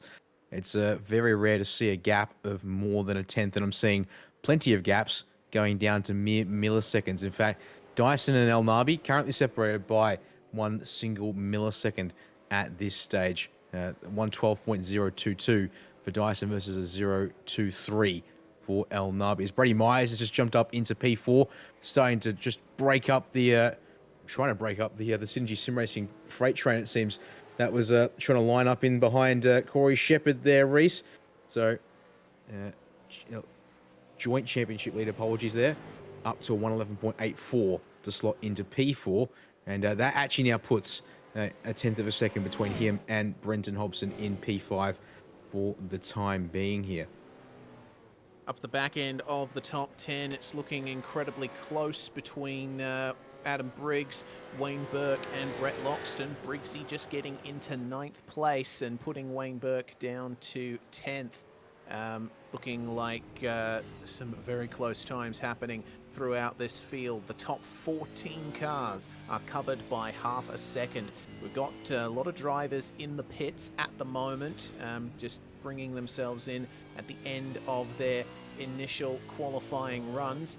We've only got 12 minutes left in the practice session, and it is imperative that drivers get at least 2 times onto the grid. On board with Jordan Ross as we make our way into turn 6. We'll see what Ross can do to improve on what is currently P3. Has to get into the 111.6s to try and beat James Scott to second place and get a front row start. And he's looking nice and calm out there on the circuit at the moment. Unclear whether or not this is going to be a hot lap committed for him, but looks like he is going to jump into the hairpin here. Try and cut it as much as possible. The track limits are effectively those tyre bundles on the inside of the corner. So what's the time going to be now for Jordan Ross? Is it the 111.6 he was hoping for? No, it's not. But he does improve just a little bit there on that time, 112.038. It is still off from his 111.8 that he set before. And considering how hot the track is, Dan, I reckon it's going to be the same story that we've seen in a lot of seasons past. Drivers setting their best times right at the start of the session and being unable to improve because the track is so warm. Yeah, there's a lot of drivers here who have obviously got their first lap in, and it's fast. A few exceptions are, there are drivers out there who are doing faster laps second time around, but for most of our front runners, they're getting their best laps in on the board nice and early, and looking to then improve, well, try and get something close on the second run at least. That would seem to be the case. A couple of cars who are yet to actually even set a time, one of them crucially being the 017 of Brian Borg. He's come back down the pit lane. He's attempted to get a lap on the board 6 times here now, Reese. Unfortunately, 017 yet to score just yet. So he is all the way down behind our safety car driver. He's actually fellow teammate from Premier. Thomas Freeman is also waiting in the lane, yet to get one on the board either. So a couple of drivers slightly not in sync with everyone else when it comes to getting laps down on the board. But, well, maybe that will change in the dying minutes of this session as drivers continuing to do their runs around here and checking in with Forzan El Nabi to try and get another lap going here. Has a 1:12.0 and it's only that one lap on the board. So he actually then improves with a 1:11.8. So he will jump up the order into P4 as well. Inside 2/10. In fact, make that top 5 all inside 2/10 now, Reese. Indeed. That's it looks like a pretty reasonable gap from Shepherd to Ross of about 2/10, but get this, El Nabi is only 0.03 of a second behind Jordan Ross. That's how much he needs to improve to try and get P3. Andrew Dyson improves to P6 meanwhile, and we check in with Synergy driver James Scott.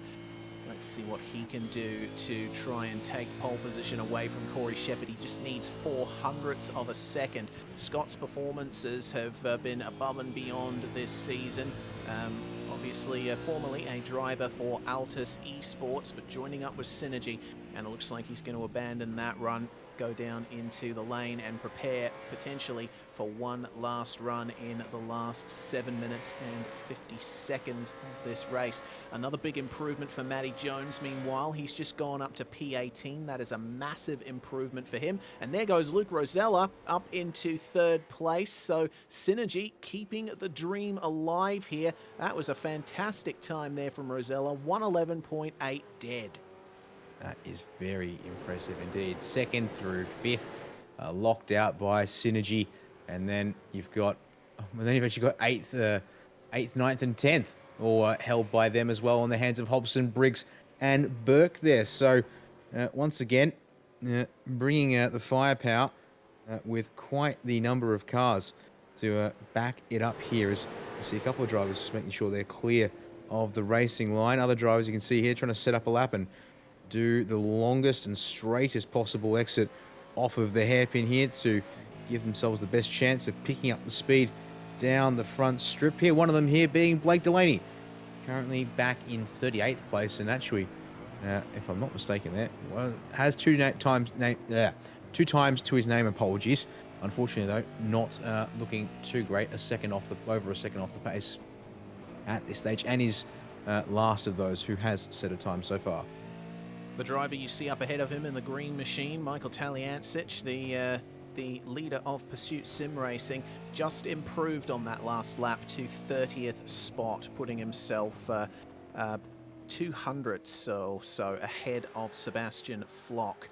And Tally is a driver who is a veteran of this series. He's participated in most of the SCOPS seasons so far, and certainly has shown that he has what it takes to compete solidly in the SCOPS midfield. Looks like more improvements going up further up the field. Wayne Burke to P7. Tally brings his run to an end. That was his in-lap, and he'll still have time to get one more run on the board to try and improve. Robert Gibbs goes to P11. Brian Borg improves to P28 in car 017. Also part of the Premier Racing team squad there for Borgie, with Mr. Gibbs, a part of Drop Bear Motorsport. Brett Loxton coming into the lane as well. Loxton getting a good improvement on. He's currently in 13th place. Not too far behind the likes of Dylan Rudd. There's a whole host of drivers there in the low 1:12s.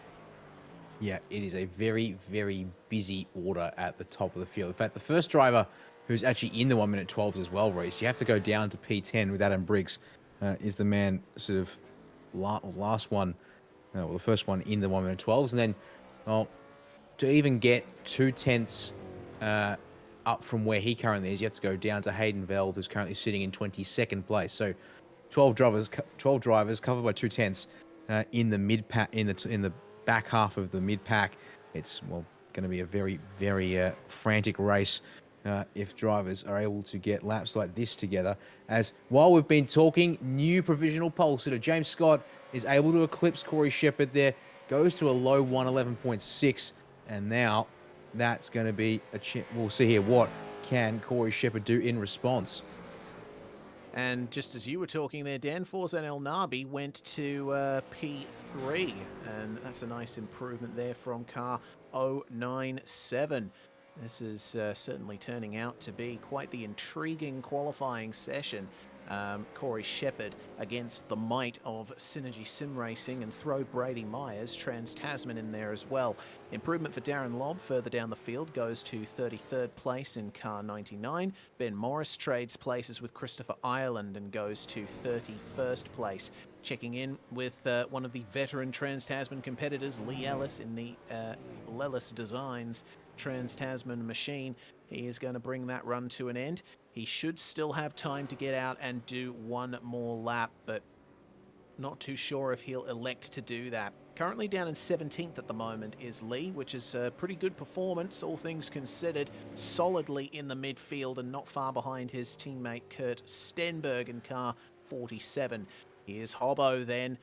Second place, his best result in Scops, and it came here. Will he be able to back that up? Looks to me like he's gearing up for a hot lap here, letting one of the ERT cars go into the pit lane, and seems that he didn't have to quite pull over there. But you see, once again, he's one of those drivers that's using the outside of the hairpin to pull up a late apex and try and straighten the run as much as possible, get a boost of about a tenth or two. Coming up to the braking zone for turn 1. So Hobbo currently in 9th in car 88, and undoubtedly streaming on his Twitch as well, Hobbo88, if you want to chuck him a follow on that platform. Down into the S-bend of turns 3 and 4. Got to mount the curb at the second apex in these cars. That's the quickest way around, and you have to have a softly sprung car here to deal with all of the bumps and to give yourself as much mechanical grip as possible for these slower corners. Hobson winding on the steering lock coming through turn 6, and it's a nice clean exit out of there. Flat out, and then on the brakes, maybe a little bit of a lift even coming into this S-bend. Feed the throttle back on across the top of the hill. Get as good of a run as you possibly can down to the penultimate corner. This is a very difficult corner to get right. Hobbo scrubbing the fronts potentially just a little bit there. He's going to commit to the end of this lap, and winds up getting the apex of the hairpin very nicely, and he's going to stick it tight, try and keep it as straight as possible, as good of a run as you can up to the start-finish line. What is it going to be for Hobson? It's going to be a 111.895, and that is 2 positions gained for him, up to P7. Not bad at all. Crucially, that puts him now 2 times inside 1 minute 12 dead. Of course, the important thing to remember amongst all of the chaos that comes with the flurry of qualifying laps that we're seeing here is that you need to get 2 times on the board and get them as close as you can together. As we check now in with Corey Shepherd in that 718 machine, he's still out there and he's setting up for another run. He has 2 times quite close together. In fact, I believe he might actually be on pole, original pole that is, for race number 2, as James Scott's second best time currently is slightly slower than Shepherd. So see if he's got anything left in the bank here, because this is his final chance to put P1 on the board here for race number 1. Down into the S-bend, banging over those curbs and 2-wheeling it across the top of the hill. A little bit of a straight on the way down to turn 5. You don't want to take too much of this curb on the inside. Looks like he kept the car nice and stable there, just avoiding the tyre barrier on the exit of turn 6. Looking like a little bit of traffic out here as well. Hopefully he doesn't get too crossed up behind these cars up ahead. I think most of them will be on their final runs as well. Cut that left-hander as much as you can. Goodness me, that was an awful lot of curb. That's the most we've seen, as that should be close to an off-track maybe for Corey Shepherd. It looks like he might be sticking with this though. Now, will he go left or will he go right down here? That will tell us the story. He does go left. Unfortunately, that last lap was invalidated, I think, by that little trip into the sand, and the checkered flag has flown, so we still have a few drivers on hot laps here at the moment. Brady Myers has just improved to 3rd place and really flying the flag for Trans-Tasman Racing at the moment. Don't forget, he's got a championship lead to worry about. He does indeed. Now, He might have a chance here to put one on the ball, because actually he's currently on his 13th lap in the session. The PB that put him up into P3 was back on his 10th lap in the session. So let's see, has he got something left in these last couple of sectors? And well, how's this? A 16.439 on Corey Shepard's last attempt. Incredibly quick there, and was the fastest of anyone in this session so far.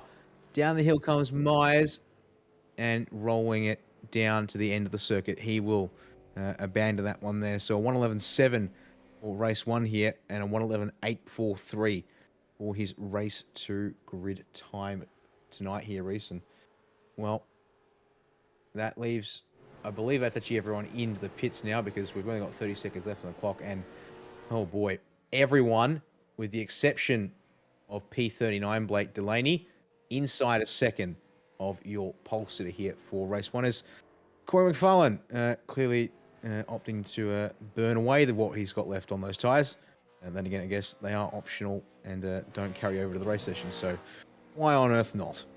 California drift for Corey McFarlane. One of the DVR cars bringing it into the lane as well. So that's the end of qualifying. We can go through the grid for the first race of the night in Split 1 here at the Too Easy Finance Sonoma Super Sprint. James Scott on pole position. Corey Shepard only 400ths behind. Great qualifying performance all the same. You can say the same for Brady Myers and Wayne Burke, who take up the second row. Forzan El Nabi on his return to V8SCOPS competition makes it 5th place alongside Luke Rosella. Jordan Ross and Brenton Hobson, very close in the standings, are going to share the 4th row of the grid. Dylan Rudd and Robert Gibbs are going to be 9th and 10th. Robert Gibbs backing up his pace in pre-qualifying there. Andrew Dyson, a fantastic performance in qualifying. He's going to start 11th alongside Adam Briggs. Actually, just noted there that Rudd and Gibbs, P9, P10, a dead heat to a 1:11.905 here for the grid in race 1. So it doesn't get much closer than that. It's clearly something down to the, what's that, 10,000th of a second to separate those two drivers. So unfortunately, beyond what we get to see as users of the simulation. But let's carry on through the grid here. Rayhan Lineage starting out at 13th place, has Brett Loxton alongside him in the 209 in 14th. And it's Sean McNamara and Kurt Stenberg there sharing row number 8. Just in behind them, it's then Lee Ellis and Corey McFarlane to share the 9th row of the grid for this one here. Matty Jones and Chris Coxhead at a 19th and 20th place respectively for them. And then it's Dylan O'Shea and Kenneth Latter at a 21st and 22nd. And then Hayden Veld and Darren Lobb to share the 12th row of the grid here for race 1 race. Damian Johnstone for Synergy Sim Racing is going to start alongside Sebastian Vandel. Michael Taliansech puts his Pursuit 777 into the 14th row alongside Split 2 winner Bailey Frid for Evolution Racing Team. Frid's teammate at ERT, Sebastian Flock, is going to start in 29th alongside Send It Sim Sports Christopher Ireland. Rounding out the top 30 there, Cameron Jones and Brian Borg 31st and 32nd. Then it's Michael Whiting and Ben Morris who share the 17th row of the grid. Craig Schultz and Benjamin Smith, 35th and 36th. Then the last 3 drivers to set times here, Philip Kraus, Thomas Hinz, and Blake Delaney. Jake Maloney and Thomas Freeman are in the session as drivers. They set times in practice, did not take part in qualifying. So it's going to be a tough job for those two from here on out. Only 35 seconds left, and we will get this race off to a start. And tell you what, James Scott and Corey Shepard, they've turned out to be the star drivers of the mid-season here, along with Wayne Burke. Brady Myers still starting well here and keeping his championship dream alive in the absence of his 10-time iRacing V8 champion teammate Madison Down, who we certainly hope to see back on the grid next round. All about the start now here on this very hot track in Sonoma County. Timer hits 0 and the revs rise. Who's going to get the best start here? The Sonoma Super Sprint. Round 8 of V8SCOPS is go. And James Scott gets a good start. Corey Shepard bogging down just slightly, but he's going to stay ahead of Myers and keep second into turn 3. A little bit of a problem there at the back of the field, but it looks like everyone has... through cleanly, except for one of the TTR machines. That was Kurt Stenberg. It is, but big old slide. He did, but he held onto it, and he keeps the car going straight. So, loss of a whole bunch of spots. But no trouble between one of the PRT cars and one of the DPR machines just ahead of Stenberg's recovered position. Darren Lobb getting crisscrossed in the 99. Where is the other car involved? It was Sebastian Vandel in the number 4 machine. The PRT is Johnston in the 033 for Synergy. Almost fences Lobb at turn 5. It's all kinds of elbows out here. Lots of two-wide action on lap 1. These guys were all separated by nothing. And, of course, that obviously means that every single advantage you can get here in the race is going to make a big deal. But, contact between Ben Smith and Taliantich at the top of the S's. Smith rejoins and slides across the track in front of Sebastian Flock. They all miss him somehow. But it's, elbows out, lap 1. And, well, I'm not surprised, but at the same time, it's like heavens above. We are getting very, very busy as Myers up the inside of Shepherd for P2. Contact back at the hairpin, though. Bailey Fried and Matty Jones get into each other. As you see, side by side for P2. Myers going to trick on the outside of turn 1 to hang on to that spot for Pete at turn 2 here. Goodness gracious, what a move there by Myers. There was a bit of side-by-side contact between himself and Corey Shepherd, and this has allowed James Scott to get himself out to about a 0.6 of a second lead, but it's a proper train for second place. Shepherd's having to hold off Burke, Rosella, Ross, El Nabi, and Hobson. My goodness, a huge train of Synergy cars there. Dylan Rudd, the first car in the field not to be Premier Racing Team, Synergy Sim Racing, or Trans-Tasman Racing. And he's got Synergy in front and behind with Adam Briggs trying to chase him down. We've also got to highlight the fact that Jake Maloney has gotten a fantastic start. Remember, he started pretty much on the back row of the grid, and he's already up to 24th. He's making his way through something fierce. I did see a couple of issues for Brian Borg and Bailey Fried. They've fallen down to 33rd and 34th. Something has gone on there that unfortunately we've missed, but this racing is already getting off to an incredible start there as Maloney up the inside of the hairpin, gaining just a little bit more now, up to 23rd in his TTR Mustang. So, end of lap 2. Coming around for these drivers, and Scott has extended his lead by another couple of tenths here coming out of turns 3 and 4. It looks like Brady Myers has got the defense on here with Corey Shepherd chasing him down for second. Ooh, a little clip of the wall on my end for Forza El Nabi in the 097. Yeah, there it is on the left side of the car there. He's got the tyre bundle as he exited turn 5. Now, we'll see how much damage that's done to the car. I think, for the most part, will just be visual, and he'd get away with that one there. And you can see he presses on, but just damaging the left side of the car and pushing the limits early on here. Here's the 097 is back in the field. Michael Whiting at the top of the S, and the 025 is in the grass. Something up there for the Fishy Motorsports entry as he rejoins well down the order now. And in fact, he's down in 41st. Stone Cold last for him now, unfortunately, as we continue to watch El Nabi's car. And you can see pristine on the right side of the car race, but the left side tells the tale a little bit. I think he got away with just a bit of a panel rub there, but it deformed quite a fair bit there of the left side of the car.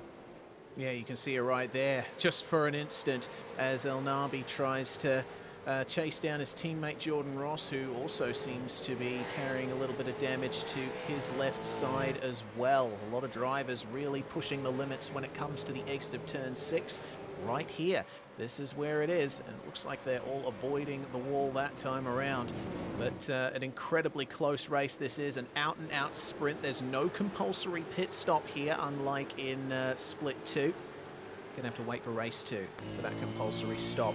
Riding on board with the Holden Commodore of Sean McNamara, chasing down Andrew Dyson here for 11th place.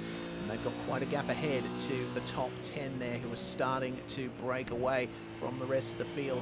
Some good curb usage from McNamara there, but they both go into the sand. Very deep on the brakes there for McNamara, almost getting into the rear of Dyson, but manages to pull it up.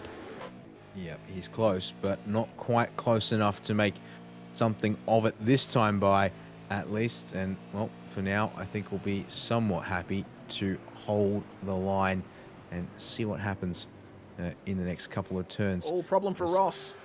Indeed. Out in the grass. Oh, dear. Jordan Ross there has now dropped well down the order. And, yeah, we're going to have to find out what's happened there to him. You say there's the damage, matching damage that you were talking about there, Reese, on the left side of his car. But, well, coming unstuck, one of the drivers towards the front of the field. We'll find out what's happened thanks to the replay from Virtual Racing School here up the hill through turns 1 and 2. You'll see coming up on the left, the curb on the entry into turn 2. Ross unfortunately caught that and it put him into a slide.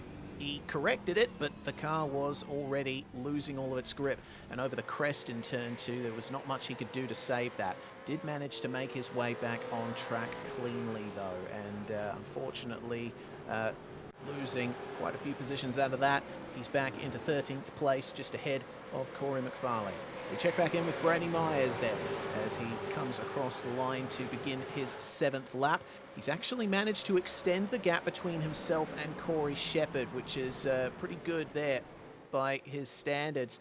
And we're checking out times as well in the background here. James Scott, our leader, the fastest car on track that time around. We've had plenty of variance in who's been the fastest lap by lap. Last time around it was Wayne Burke, but it looks like James Scott is controlling this race nicely. Oh, massive moment. Meanwhile, back in the pack for Lee Ellis on the exit of turn 4. McFarlane behind him, trying to go around the outside of turn 5 as a result of that. And oh my goodness, they're ducking and diving everywhere, trying to get past here. And side-by-side contact between Ellis and McFarlane. Rayhan Lyons is going to get the most out of this. Goes through along with Robert Gibbs, and then more contact involving, oh goodness me, one of the HJR cars. Chris Cox hit the 208 machine. Is around it. So, 3 cars. Pardon me, Brett Locks in the 209. Entangled in that one there. So, wowee, there we go. Elbows out here, and the guys have to wait until the track clears, and hefty damage now on several more cars as a result of the elbows out racing going on there. So, well, no mechanical black flags for either of the, well, any of the drivers involved there, Reese, but definitely a lot worse for wear, and now right down the absolute back of the field. Yeah, real shame there for Lee Ellis. You mentioned that he made the defense on Corey McFarlane coming into turn 6, this corner right here, or turn 5, sorry.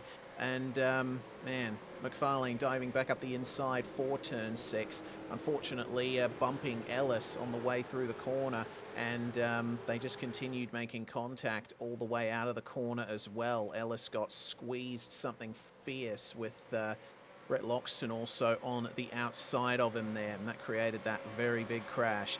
But it looks like things have cleaned themselves up somewhat. Well, I say that, but have a look at what's going on here. Car 623, Christopher Ireland, right in the midst of a very tight battle in the midfield, holding off Darren Lobb, who's down 1 place now. Ireland, though, up 6. Not a bad gain so far. We're right on board with Lobb as he chases him down. Not the best of exits for Ireland, and it looks like Lobb's going to try and take advantage at the hairpin.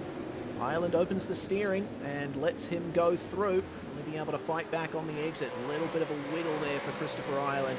It looks like Darren Lobb might just have this if he can maintain the inside for turn 2. Right to the inside of the wall there. It's so intense, the racing in these cars, but Lobb manages to get it done and pulls it up for the apex nicely, so Ireland can't come back at him. Yeah, that was some good stuff around the outside there, and pinching Ireland as well down the front stretch, if you can call it that, here at Sonoma, giving it pretty quickly, or has quite a couple of the left-hand kinks there to negotiate around the drag strip, but able to force Ireland narrow there, didn't give him an option to get on the attack, although he comes up the inside at turn 6. More side-on contact in the midfield here among several drivers. Hayden Veld directly behind Ireland, unable to get through, and you can see just behind these guys again, you've got Mike Taliancic, Sebastian Flock, Brian Borg, Thomas Hins. A lot of, look how many guys are pushing the limits there over the crest at turn 8 for good measure as well. Jeez, these guys are really pushing it, aren't they? Coming down into the final couple corners. Here we go, 3 wide. Ireland is going to have to make way for Hayden Veld there, who goes deep and turns Lobb around. That's created a pile up. at the inside of the final hairpin. Lob now going backwards. Drivers having to go either which way to try and avoid him. And wow, poor Darren Lob. He will feel really hard done by that one. Yeah, innocent victim in the dive there from the 53 machine, unfortunately. And yeah, around he goes. And in the meantime, Race Control being busy there and issued a black flag to the 094 of McFarlane for the contact with Ellis on lap 6. So fairly prompt resolution there from the guys at Oceanic Sim Racing over what we saw there for that scrap, which was in the mid-teens, and unfortunately it has not worked out for either of them in the slightest. As we check back in with our leading group here, Reese, and they've closed up a little bit more second through fifth here. But once again, your race leader, James Scott, is actually increasing his margin now out to 2 seconds and growing ever so slightly as time continues to go on here. We're on board with Corey Shepherd, looking for second place there with the 22 of Brady Myers up ahead of him. Just teasing the brakes on the way into turn 1 and using the uphill to help slow the car down. Also trying to keep the revs nice and high. A lot of blipping required in these cars, and engine braking is a preferred and very quick way to slow these cars down. Nice curb usage from all these guys. McFarlane, though, with a double synergy attack here from Wayne Burke and Luke Rosella. To say Rosella has certainly showed his worth in the last few rounds of this championship. We're on board with Berkey, who came off winning one of the races at Interlagos a couple of rounds ago. Looks like Shepherd is pushing really hard though, and we've noticed over all the races that Corey Shepherd's taken part in, his car is often set up very well for one lap pace, but tends to fall off in the races. Now that we're out on lap 10, we'll see how much Shepherd has been pushing that car and whether or not he might start to lose some pace. He's 4/10 behind Myers at the line and ended up setting a time about a tenth slower than Brady, and this has brought Wayne right on to him. Burke took 3.5 hundredths out of Shepherd on that last lap. Yeah, I think at this point right now, they're that close that really any kind of fluctuation might just be making sure they give each other enough space going into the braking zones and through the turns more than any meaningful variance in pace right now. But you would think after what happened in Interlagos and where in those that split sprint round where we saw Shepherd sort of drop away on tyres in both of those races, he'll have learned that lesson there. And I think crucially also, those were races where both of them were compulsory stops and an even length, and they were also even length races. Tonight it's a bit different, as of course we have this shorter opening race, which therefore doesn't need the stop, and then the longest second race where we will have that stop. So all in all, 200 kilometers of racing or thereabouts, as we just see there. Rosella getting very close to the back of Wayne Burke through turn 11 hairpin, but not close enough, thankfully, to cause any problems, as more decisions from race control involve a black flag to the number 53 of Haydenville for that contact with Darren Lobb down at turn 11 hairpin back on lap number 8 there. Well, race control's certainly busy here tonight. There's Sonoma, typically a track that has very chaotic and very contact-heavy races. Checking back in with the machines fighting for 20th place, Matty Jones trying to chase down Cameron Jones, who we check out here in the 019 KFC liveried machine. He's got Damian Johnstone and Kenneth Latter up ahead of him, and I've got to say, with all of the chaos that has happened here, trying to search for Sean McNamara, he's up in 11th place. Kenneth Latter is down in 20th. Don't forget that Latter and McNamara are fighting over that 11th place in the championship. Currently, it is in McNamara's favour. We'll see what Jones can do, though, here, fighting for a position in the top 20. Looks like a pass happening up ahead. Jake Maloney's gotten by Dylan O'Shea at the hairpin. So Maloney continuing his massive charge through the field, up to 15th place. Well and truly uncontested for most places gained is the number 29 tonight so far. And, well, he's gained more places than the position he's currently in, being plus 25 next to his name here at the moment. And, well, another 2 cars waiting just ahead of him right there, Rayhan Lineage and Robert Gibbs, which, well, if Maloney's pace and gains are anything to go by, will probably be fairly easy pickings. Back to the front of the field, though, Reese. Gap is up to 3 seconds between James Scott and Brady Myers, but this group of 4 here still unable to shake each other up, and just maybe either content to run single file like this for the time being, or just that evenly matched that they can't break and make a move that changes the order of this order of things here. What do we think it is, Riz? Yeah, I don't know. I don't really know how to call it at the moment. It's going to turn out to be some big on-track fights, I think, in this second half of the race. It's going to be largely defined by how hard the drivers have worked their tyres. We've mentioned multiple times tonight that Sonoma, thanks to a bit of a rough surface and plenty of corners, oh dear, there's that Brady Myers. He's dropped. He has. Oh, there we go. He's back now. Oh, that was a big scare there for Myers. Certainly a big scare for Shepard, who briefly had no one in front of him, and then Myers popped back into existence. I think Brady's going to have to be wary here of these technical issues, as that was maybe a bit of contact there, and Shepard going deep, almost allowing Wayne Burke through. Oh, there's some big dramas happening now in the battle for second. Yeah, I wouldn't want to be in Shepard's position if Myers' connection drops like that and all of a sudden there's a car disappearing and then reappearing on your nose as a first man on the scene. Would be bad. As Sebastian Vandel's around at the turn 6 hairpin. Meanwhile, further on back in the pack now, outside the 20 as a result of that. And unfortunately, not sure what's caused that incident just yet to occur. Contact from Chris Coxhead. Yep, that'll do it. Oh, no. Meanwhile, stay on the replay if we can, please, and focus on Vandel and Matty Jones, because more drama once Vandel gets going again here. So you see, Jones shows up just trying to mind his business. They start coming down and says, Vandel, big, skid there as he tries to get up to speed, and then down the hill we come, and then contact, and around goes Jones, and I believe destination nose first into the fence for Jones there, and, well, race control being asked quite a few things on the radio as a result there, Reese. Yeah, I wouldn't want to be in their position right now in the steward's booth, but Sebastian Vandel manages to get back up to speed eventually, though not without quite a few battle scars. We saw Christopher Ireland going through that incident as well. Amazing that he was able to avoid getting into any trouble there. Check back in with the battle for third. How about that? Corey Shepard, Brady Myers up ahead of him now by about 5/6 tenths of a second, or maybe closer to 4 tenths, my apologies. This synergy fight still being taken to the Premier Racing Team 718, but as the laps continue to tick down, time is rapidly running out for them to make any kind of decisive move.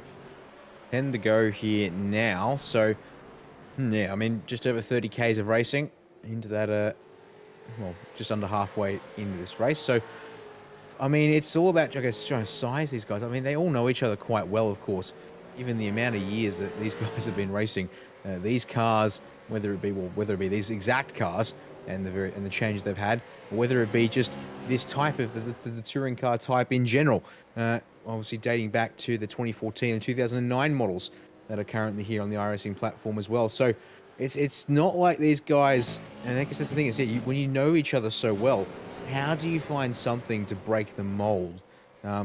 If you expect everyone here at the front to more or less be pretty consistent when it comes to lap in, lap out, you're going to have to find something pretty extraordinary, short of a rare blunder from the guy ahead of you to get any spots at this stage, especially given that they're still running in this same order, which has basically been unchanged since they settled in back on about lap 2 or lap 3 here.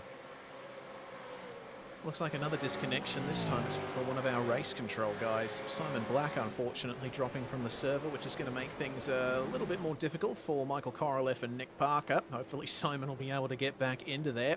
We check out the 72, Adam Briggs, formerly of simrigs.com DPR, and joining up with the Synergy squad as well. Cameron Jones is side by side here with Kenneth Latter. And Jones trying to get this position up into 18th. But Latta trying around the outside.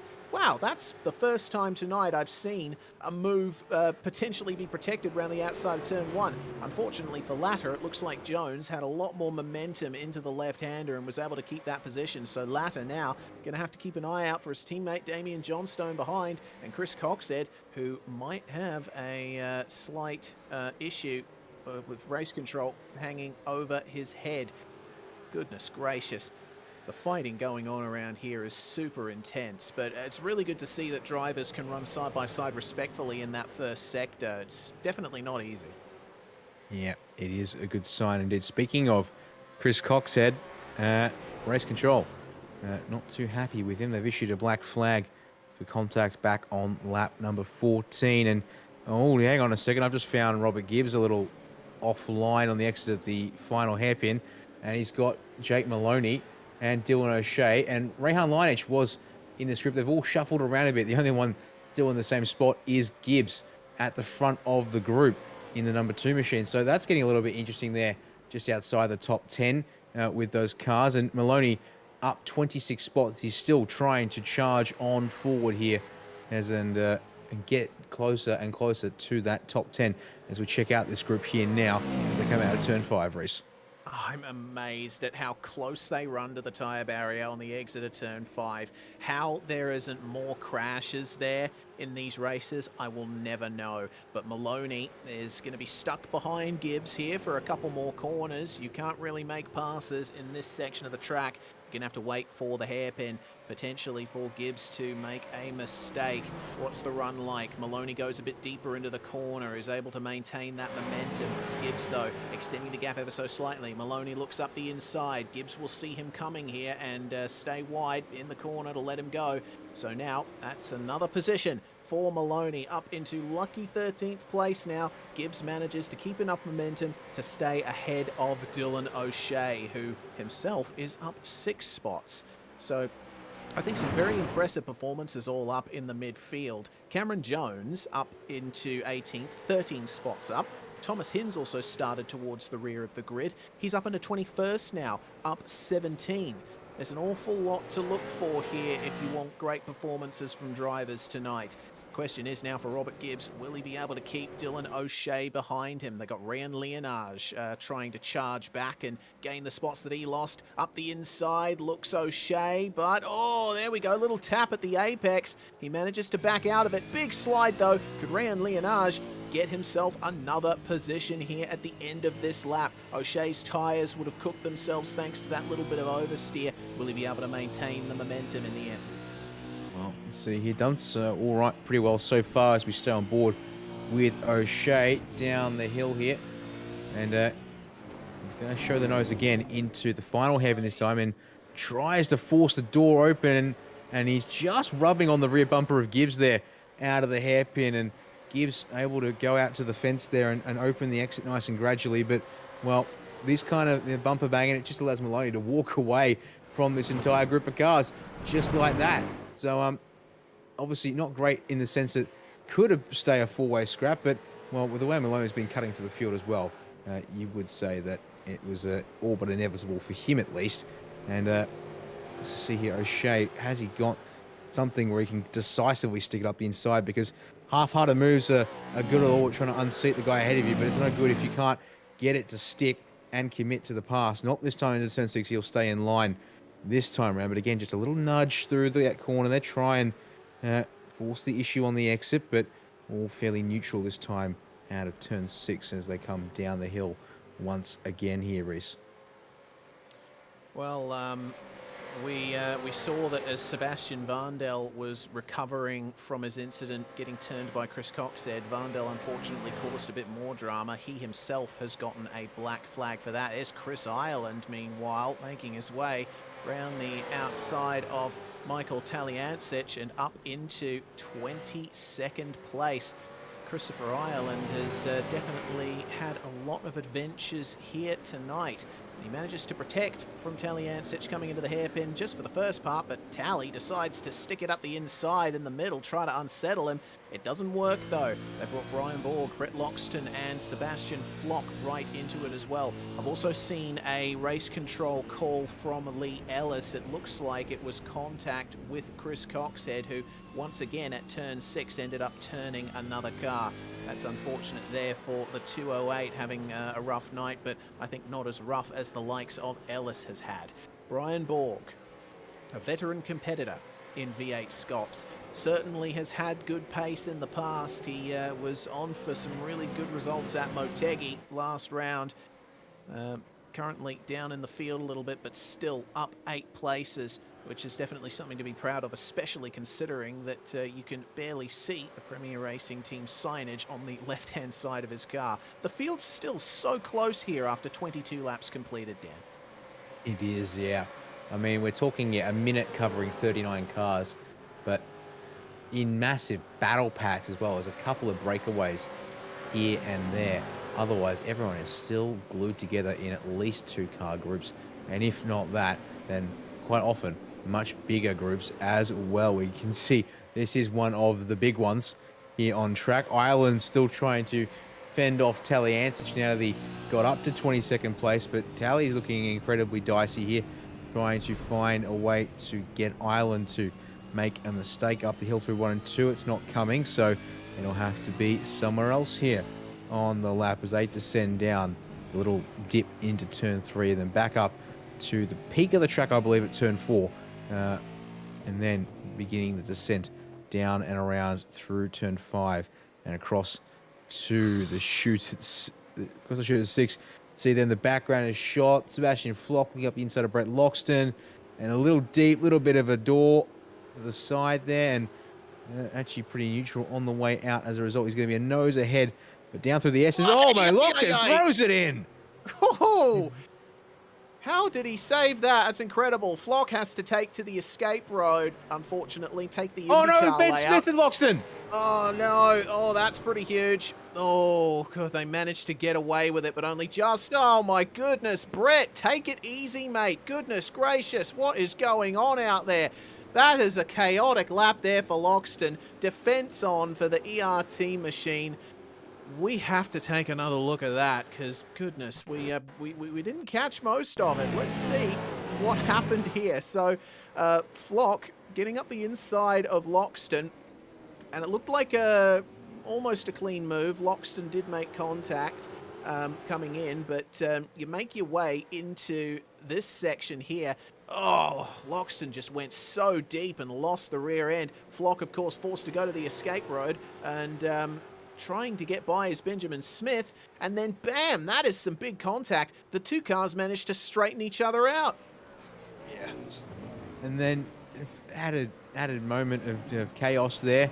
The dip in the grass on the exit of turn 10, and then Bailey Frid joins the party and tries to get in position on. We might want to get back to live pictures if we can, because the group is still going at this here. Loxton leading Frid, leading Smith, leading Flock is the order of this little group here. And, well, they're coming to the start of their penultimate lap, so they've still got some time to sort this one out. But look, this again showing the nose from Frid as Ben Smith in deep at the final corner here. That'll allow Sebastian Flock up the inside. And meanwhile, behind them, we've got 2x2 as well.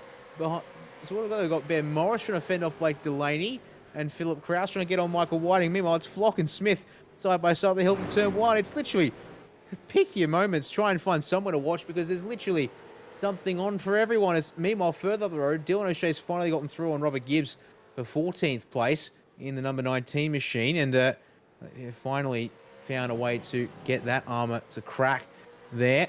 And, well, geez, it's just all these groups, all this fighting.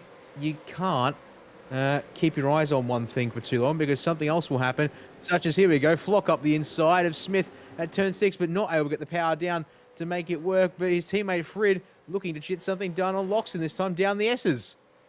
Wow. We might have to pull away from this fight soon enough, because the leaders are on their final lap now, and, well, there's still plenty of racing going on here.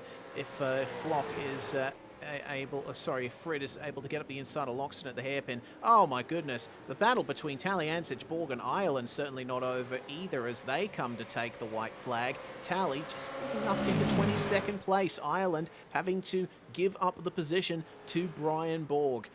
But we will have to turn our attention to the front of the field because it's just a couple corners to go now for Mr. James Scott. It's going to be yet another win on the board for him. He's absolutely dominated this first race, pulled away in the lead magnificently, and the checkered flag is out for the 088. He is going to take victory by over 3 seconds over Brady Myers, who manages to hold off Corey Shepherd for second place. Still close behind though. Orson El Nabi finishes ahead of Brenton Hobson. Dylan Rudd manages to hold on for 8th, and Andrew Dyson getting into 9th place. Not a bad performance for him at all. Yeah, nice and clean run for the drivers in the top 10. You can see here plenty of little two-way battle packs, it would seem. That one there being Kenneth Letter and Damian Johnson, the Synergy teammates there. They will go across the line as they were.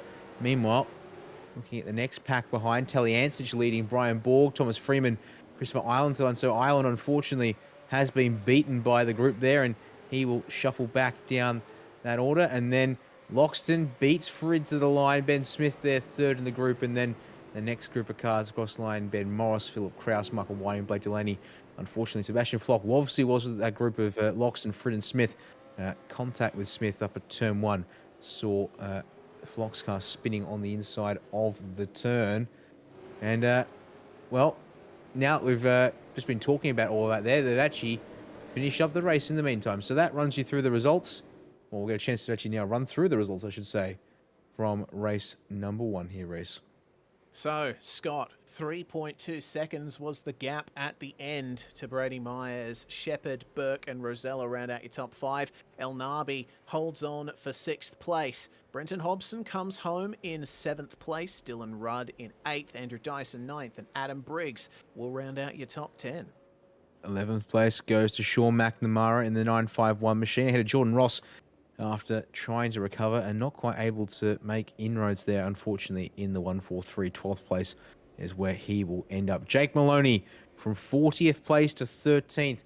Your biggest mover forward tonight. 27 spots gained there for him ahead of Dylan O'Shea next there in 14th place. Robert Gibbs there in 15th with Rehan Linich in 16th. Kurt Stenberg, unfortunately, slips backwards a fraction to 17th. Cameron Jones, as I said, not one of the big movers, up 13 spots to 18th place. Kenneth Latter to 19th, and Damian Johnson just behind him to round out the top 20. Thomas Hins finishes in 21st place, gains 17 spots. Michael Talley-Ansich comes home in 22nd ahead of Brian Borg and Thomas Freeman, who took that position from Christopher Ireland at the hairpin. On the final lap, Brett Loxton coming home in 26th place, down 12. It was an absolutely chaotic race for him and his teammate. Bailey Fred comes home in 27th. Ben Morris up 6, Philip Krause up 8, and Michael Whiting gains 3 places to round out the top 30. It's another 8-place game, but this time for the 08 machine of Blake Delaney there. 31st place finish is where he ends up in that one there. Sebastian Flock down a little bit from where he'd rather be, but 32nd is where his name will stand for that one. Craig Schultz behind him in 33rd. Darren Lobb, unfortunately, after the spin, unable to regain much more than 34th place for this one. Likewise, Lee Ellis, the contact for him with McFarlane early on sees him down in 35th, but still circulating. Hayden Veld, penalties for him, pushing him back to 36th ahead of Chris Coxhead in 37th. Ben Smith actually gets sent back down the order right at the end of the race. Now that is a post-race penalty, Reese, because he was up, of course, as we were watching there with Loxton and Frid. So unfortunately for him, he's picked up a post-race penalty that sends him right down the order. Sebastian Vandel, actually in the pits late in the race, goes a lap down right at the end. And then unfortunately for Matty Jones and Corey McFarlane, 2 drivers retiring 12 laps short and 20 laps short of the end of that race there for both of those drivers. So those are your 41 finishes from the first race of 2 tonight here for the 2 Easy Finance Sonoma Super Sprint. What we need to do is take a quick break here at SimSpeed TV and get loaded ready for the second session, and then be back with you to take you from lights to flag for the coverage of the final race for this evening. Stay with us here on SimSpeed TV. We'll be back in a couple of minutes.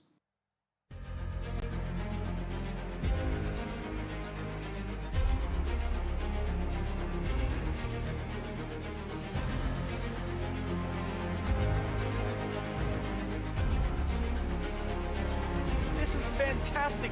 This is GT racing right now. He's got traction. He's going in the outside of both of them. Maloney. Oh, he's taking Anderson. Anderson's up to Oh my God. A big crash. Oh my goodness. Half the field's going to get involved. It's very close. These guys are want to make their way through the field very quickly. Oh, here we go. Oh no. That's massive. This is it! This is over! I can't believe this! Oh my god! God, what?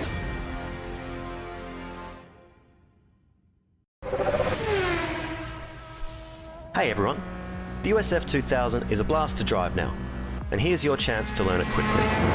From my tutorial, VRS created a free bonus track guide for the Laguna Seca circuit, where you can learn exactly what I do in every corner to improve your lap times and get faster on track. You'll learn how to easily recognize brake markers, you'll find out which curves to attack and which ones to avoid, you'll know when to use the full track and when a sequence of corners requires a compromise. And you'll learn how hard to brake and when to lift. The VRS quick reference track maps are available free to download and delivered each week to your inbox. The entire global MX5 series is available, as well as bonus maps like this one and many more. So if you're a new racer, or a veteran, or just anyone who wants to learn how to get faster sooner, the VRS track guides are for you. Just hit the link or button on screen and get yours today.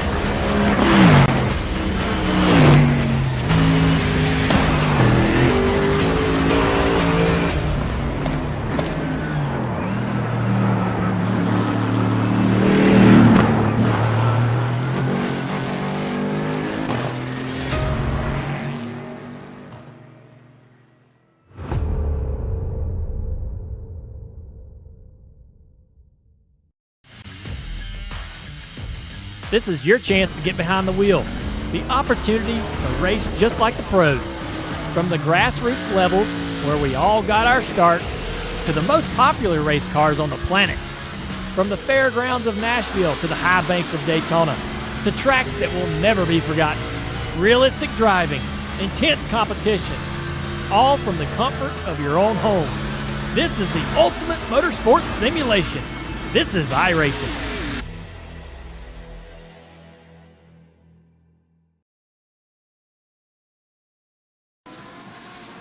For 2022 Season 2, the GT3 class receives a substantial aerodynamic overhaul based on newly acquired data.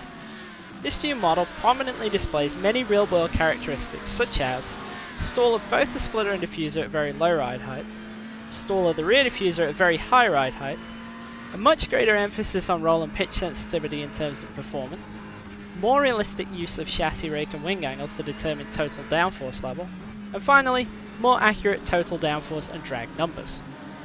In association with this, various cars throughout the class have received updates to their available spring and anti-roll bar packages. This is to provide more appropriate options for controlling the aerodynamic platform. As such, you will find that softer spring rates have been removed in some cars, while additional stiffer spring rates have been added in their place. Along with this aerodynamic update, the class also sees a further update to the tyre specification. To retain close parity with real-world lap times, overall tyre grip has reduced slightly, and tyre life has also seen a revision. While wear lives will typically still be acceptable for double stinting, overall tyre performance will now degrade more appropriately with temperature effects, thus resulting in reduced tyre performance in the second stint. So what does this mean in driving? Well, the first thing that you will notice is greatly improved high-speed cornering and braking capabilities, with deceleration from high speed being particularly improved. This allows you to really stand on the brake pedal aggressively and make use of the increased downforce before bleeding off pressure as you approach a turn. Medium speed cornering is going to feel somewhat similar to what you've been used to, while low speed cornering will require a more careful application of the throttle and greater emphasis on rotating the car early in the corner. Overall limit feel in these situations will feel improved despite these relatively slower speeds. When first exploring the cars after the update, I would suggest using the iRacing Sprint setup and selecting a track with lots of sweeping corners and elevation changes. It might sound daunting, but tracks such as the Nürburgring Nordschleife and Mount Panorama are where this update really shines, and you'll be able to get a good feel and understanding of the updated aerodynamics and tyre. Yeah, so we're using the VRS Direct Force Pro this year. We have a wheel adapter right here, so I'm using the rim I used last year, but the motor right here produces a lot of power, a lot of precision, and it helps me, just feel the car more, feel the car a lot quicker, especially, this week we're at Sonoma. I can feel it, when it hits the curbs, any little change in the car, the wheel reacts a lot quicker than your typical gear-driven or belt-driven wheel. For example, if you're on oval and the rear tires break loose, force feedback on it corrects a lot quicker than your typical wheels. There's no resistance pretty much as far as being able to make quick corrections on the wheel. So all that, paired with how precise the wheel itself is, it makes it to where it helps you as a driver, to find that extra hundredth or thousandths of a second. So when you're getting a direct drive wheel, especially the VRS wheel, it's heavy duty. It's got good weight to it, it's not a plastic toy. It feels like you can really beat up on it. A lot of people have issues with their plastic gear-driven wheels just kind of breaking after a couple years.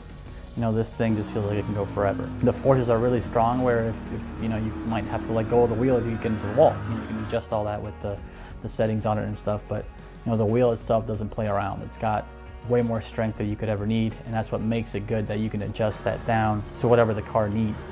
So initially you'll be able to get the controller box and the motor together, and eventually you will be able to add a rim onto that option. They'll also be including a button plate on it to put on the rim to have all sorts of different buttons and functionality. Also, pedals are coming, so that's a pretty big deal as well. Hasn't been covered too much, but the goal is to also have pedals to go along with the Direct Force Pro. So that's pretty exciting.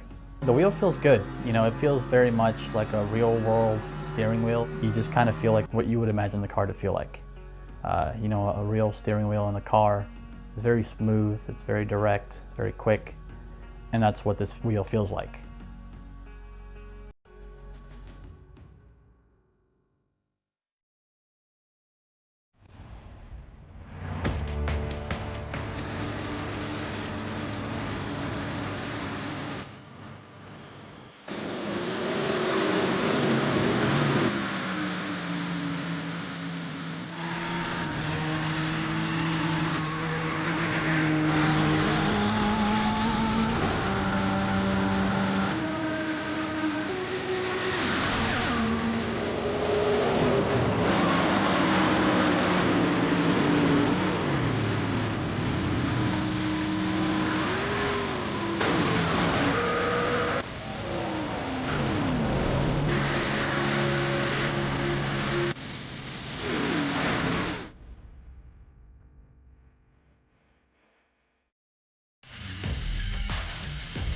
This is your chance to get behind the wheel. The opportunity to race just like the pros. From the grassroots levels, where we all got our start, to the most popular race cars on the planet. From the fairgrounds of Nashville to the high banks of Daytona, to tracks that will never be forgotten. Realistic driving, intense competition, all from the comfort of your own home. This is the ultimate motorsports simulation. This is iRacing.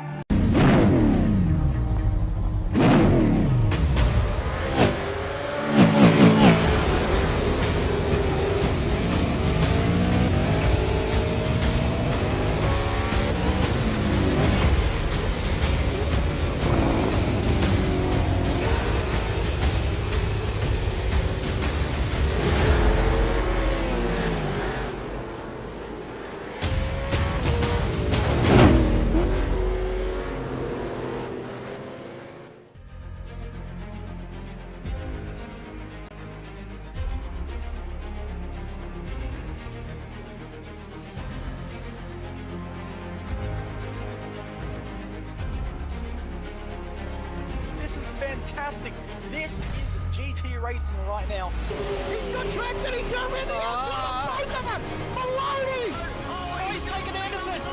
Anderson's up to Oh my God. Oh, big crash. Oh my goodness. Half the field's going to get involved. Six very close. These guys are want to make their way through the field very quickly. Oh, there we go. Oh no. That's massive. This is it. This is over. I can't believe this. Oh my God. God, what?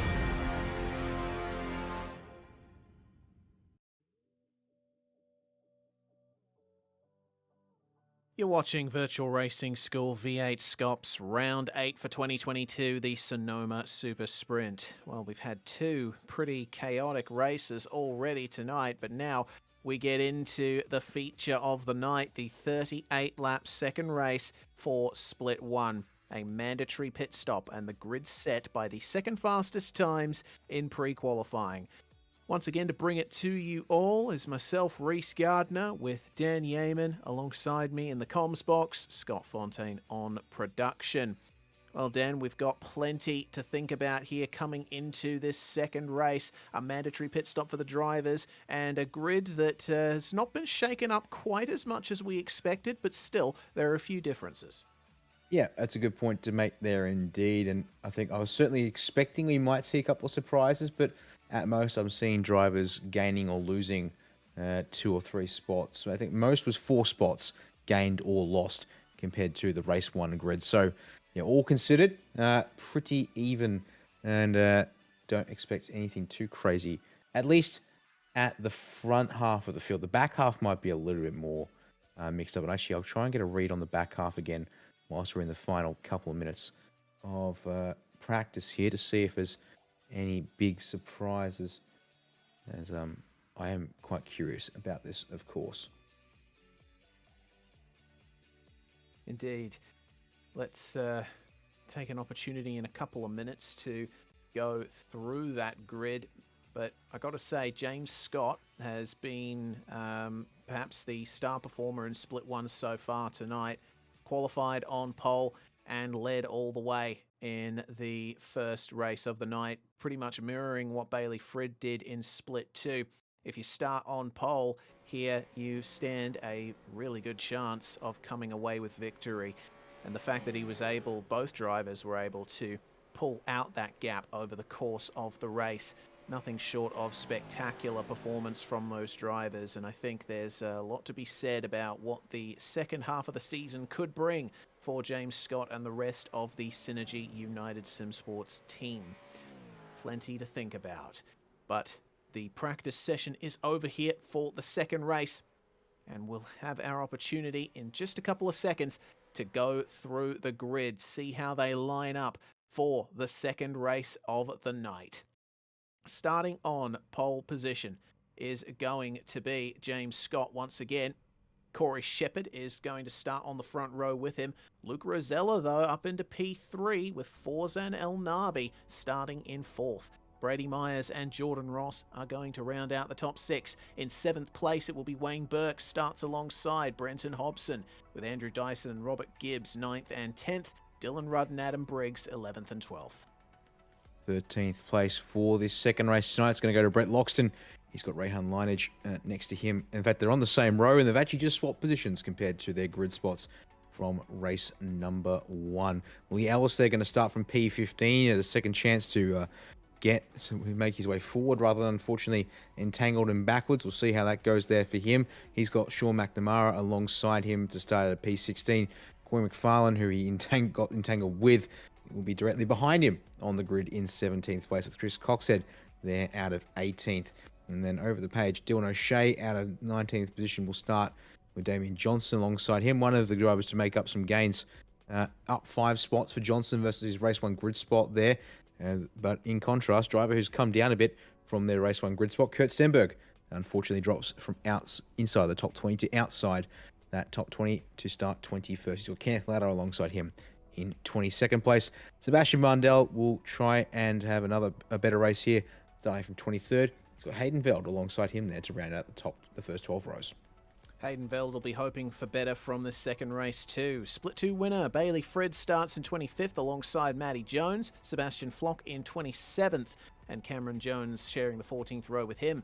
Christopher Ireland and Darren Lobb will be 29th and 30th. Ben Morris and Michael Whiting share row 16. Michael Taliancic starts alongside Thomas Hinds, with Craig Schultz and Benjamin Smith 35th and 36th. Then we got Blake Delaney and Philip Kraus 37th and 38th. Brian Borg and Jake Maloney rounding out the top 40 there, with Thomas Freeman once again the last car to start on the grid.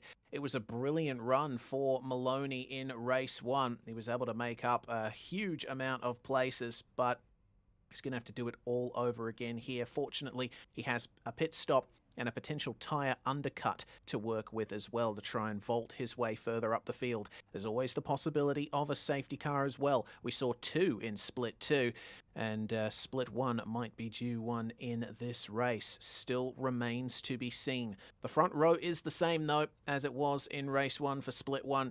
This time, can Corey Shepherd, get himself off to a better start and try and challenge James Scott a little more into turn 1. He's on the dirty side of the grid. It's going to be more difficult to put the power down. James Scott has a lot of rubber to work with underneath him. Timer will hit 0 and the revs will rise.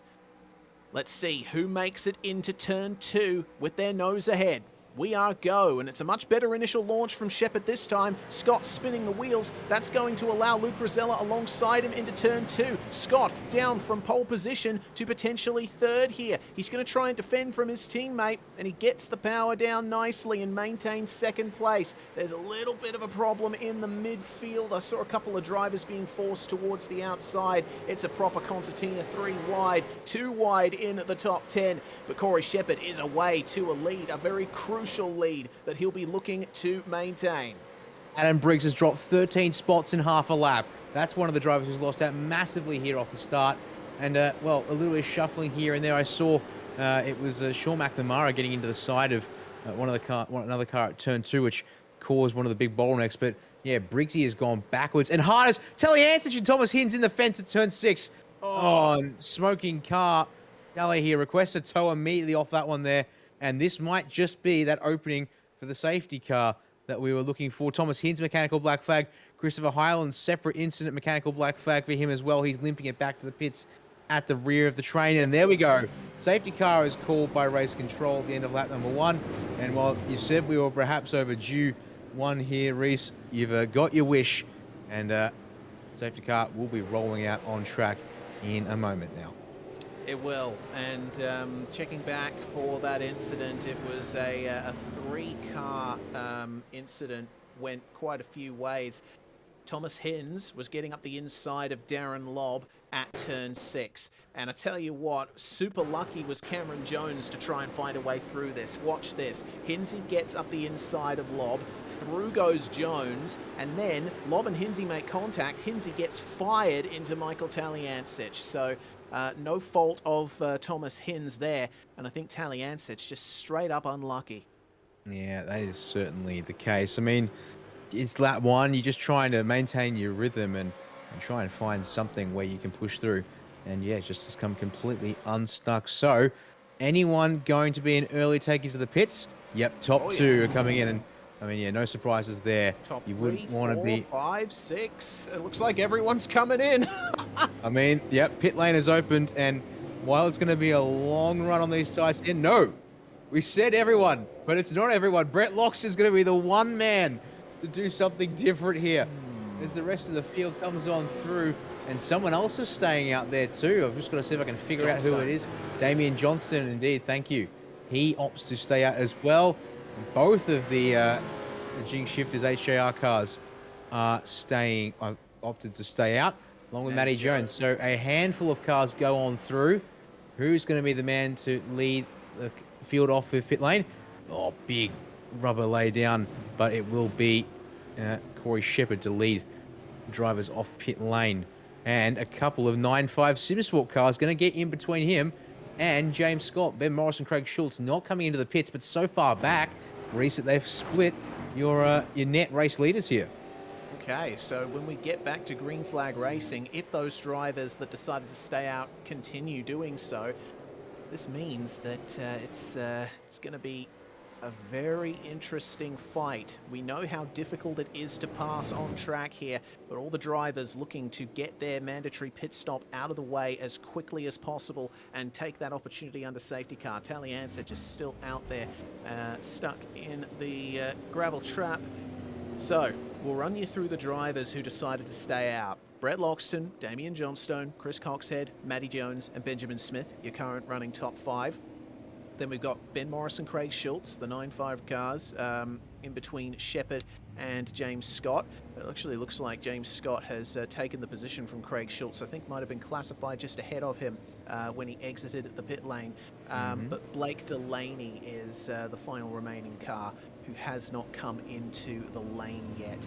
I wonder, though, is that the right decision? Are we going to see anyone come into the lane? It looks like Christopher Ireland is making his way in, and Ireland has picked up some damage there. And also coming into the lane is Blake Delaney. Blake Delaney.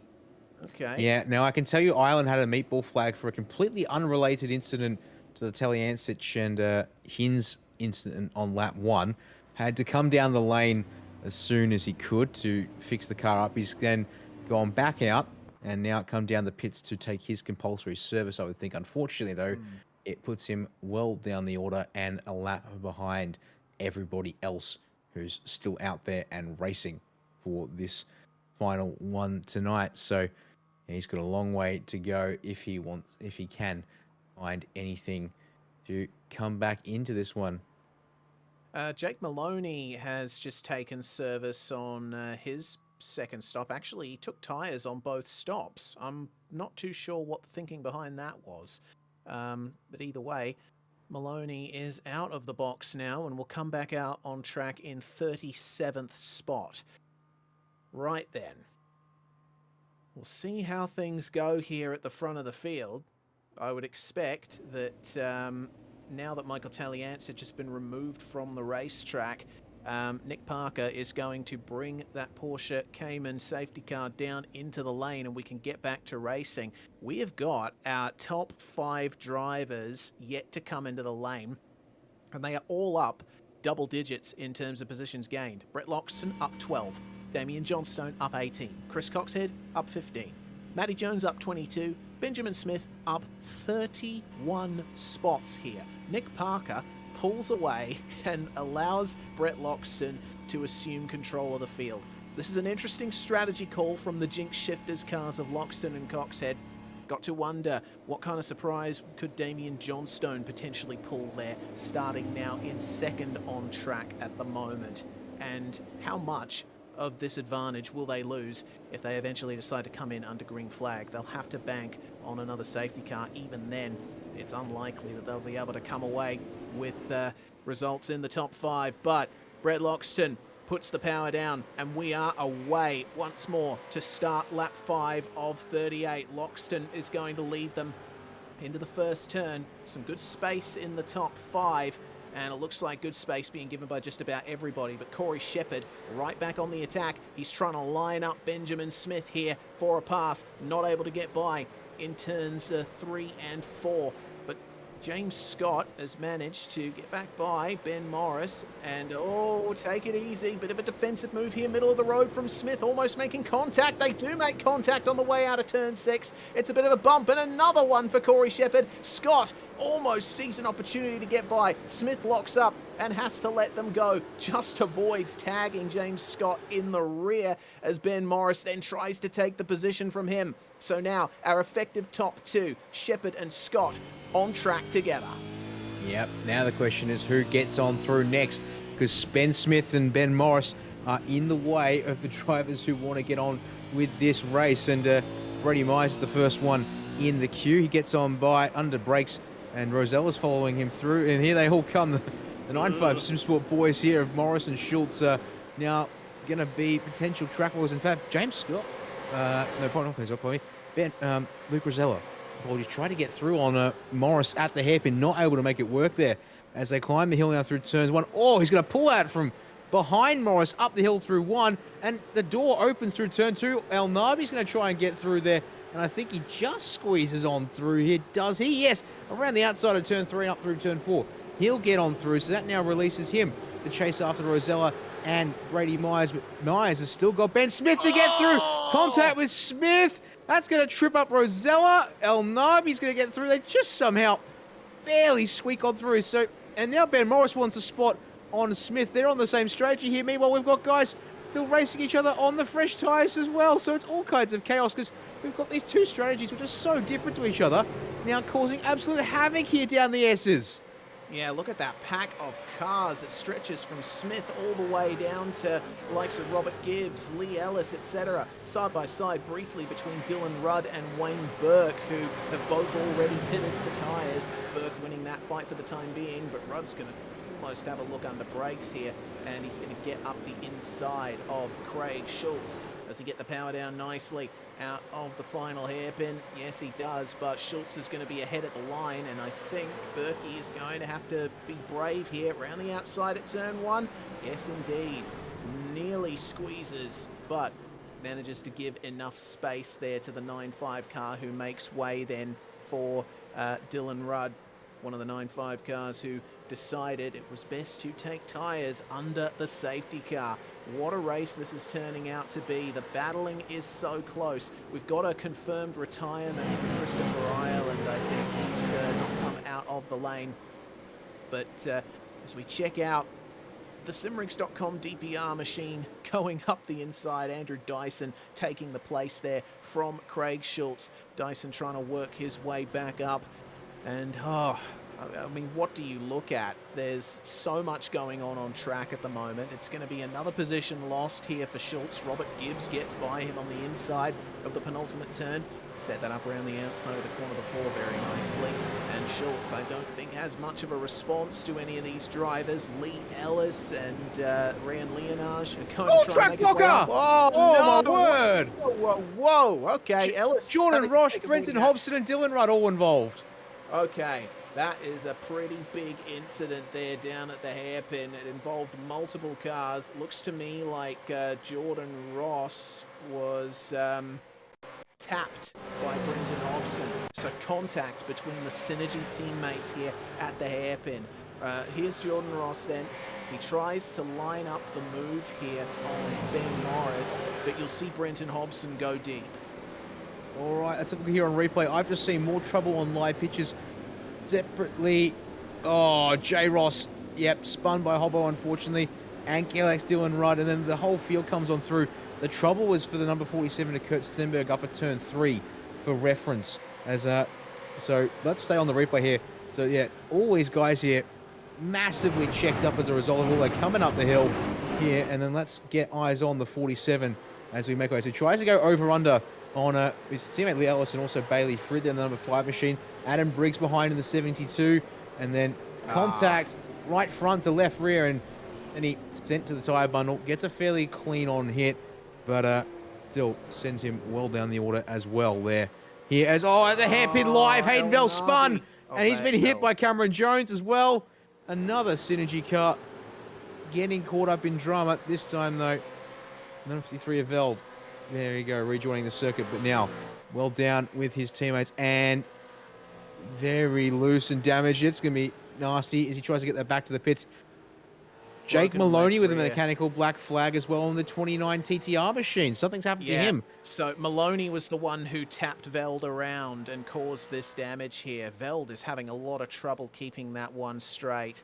Oh man, absolute chaos here in just the first 10 laps. We've had a safety car, we've had multiple incidents, we've had drivers going way too deep at the hairpin and cleaning other drivers up. Here's the battle for the effective race lead meanwhile. just thinking about that, we've got another race going on here. Shepard gets up the inside of Matty Jones. Oh, I've just seen that on the timing. Separate to all of that, Sebastian Vundell in the dirt halfway down the S's. Somehow didn't take anyone else with him as he rejoined the circuit. Oh my word, I can't stop. You try and focus on one thing and everything else happens somewhere else on circuit at the same time as one of the Synergy cars down onto the lane. Hobson penalty for the contact with Ross. That makes some quite obvious sense there, yes. Well, clears that one up nice and quickly as we're checking out. Look, Kraus here trying to get around the inside of Michael Whiting. Oh no, contact between the two, assisted by Netcode for good measure. As Kraus, one of the few international drivers here tonight. In fact, he is the one international driver here tonight in the server. And unfortunately, that's caused a bit of drama there. Oh no, in the dirt for Kraus, separate to all of that later on down the road here. Oh, barely hangs onto it, but he's going to get swarmed here by Rudd, Jones, Delaney, and Freeman in the 118. He'll lose 3. He can hang on against Delaney as we check further up the road. The 84, Sebastian Flock, getting around to Craig Schultz there in the 654. How far Craig Schultz has fallen since that pit stop, my word. It's been quite the rapid descent on the top of the tower here. And people not willing to wait 1 second longer than they have to. Maloney there down onto the pits with the damage to his car. Sends it in as hard as he can, but we'll see how long he has to stay in the pits for to clear that mechanical black flag. Your top 3 are yet to pit still in this race, but they have not been able to break away from your net race leaders, as you would probably expect here, despite all the chaos that Shepard and Scott in particular have had to navigate already. Impressively, Reese, they've got themselves quite the nice buffer over Brady Myers, who's the next in the train.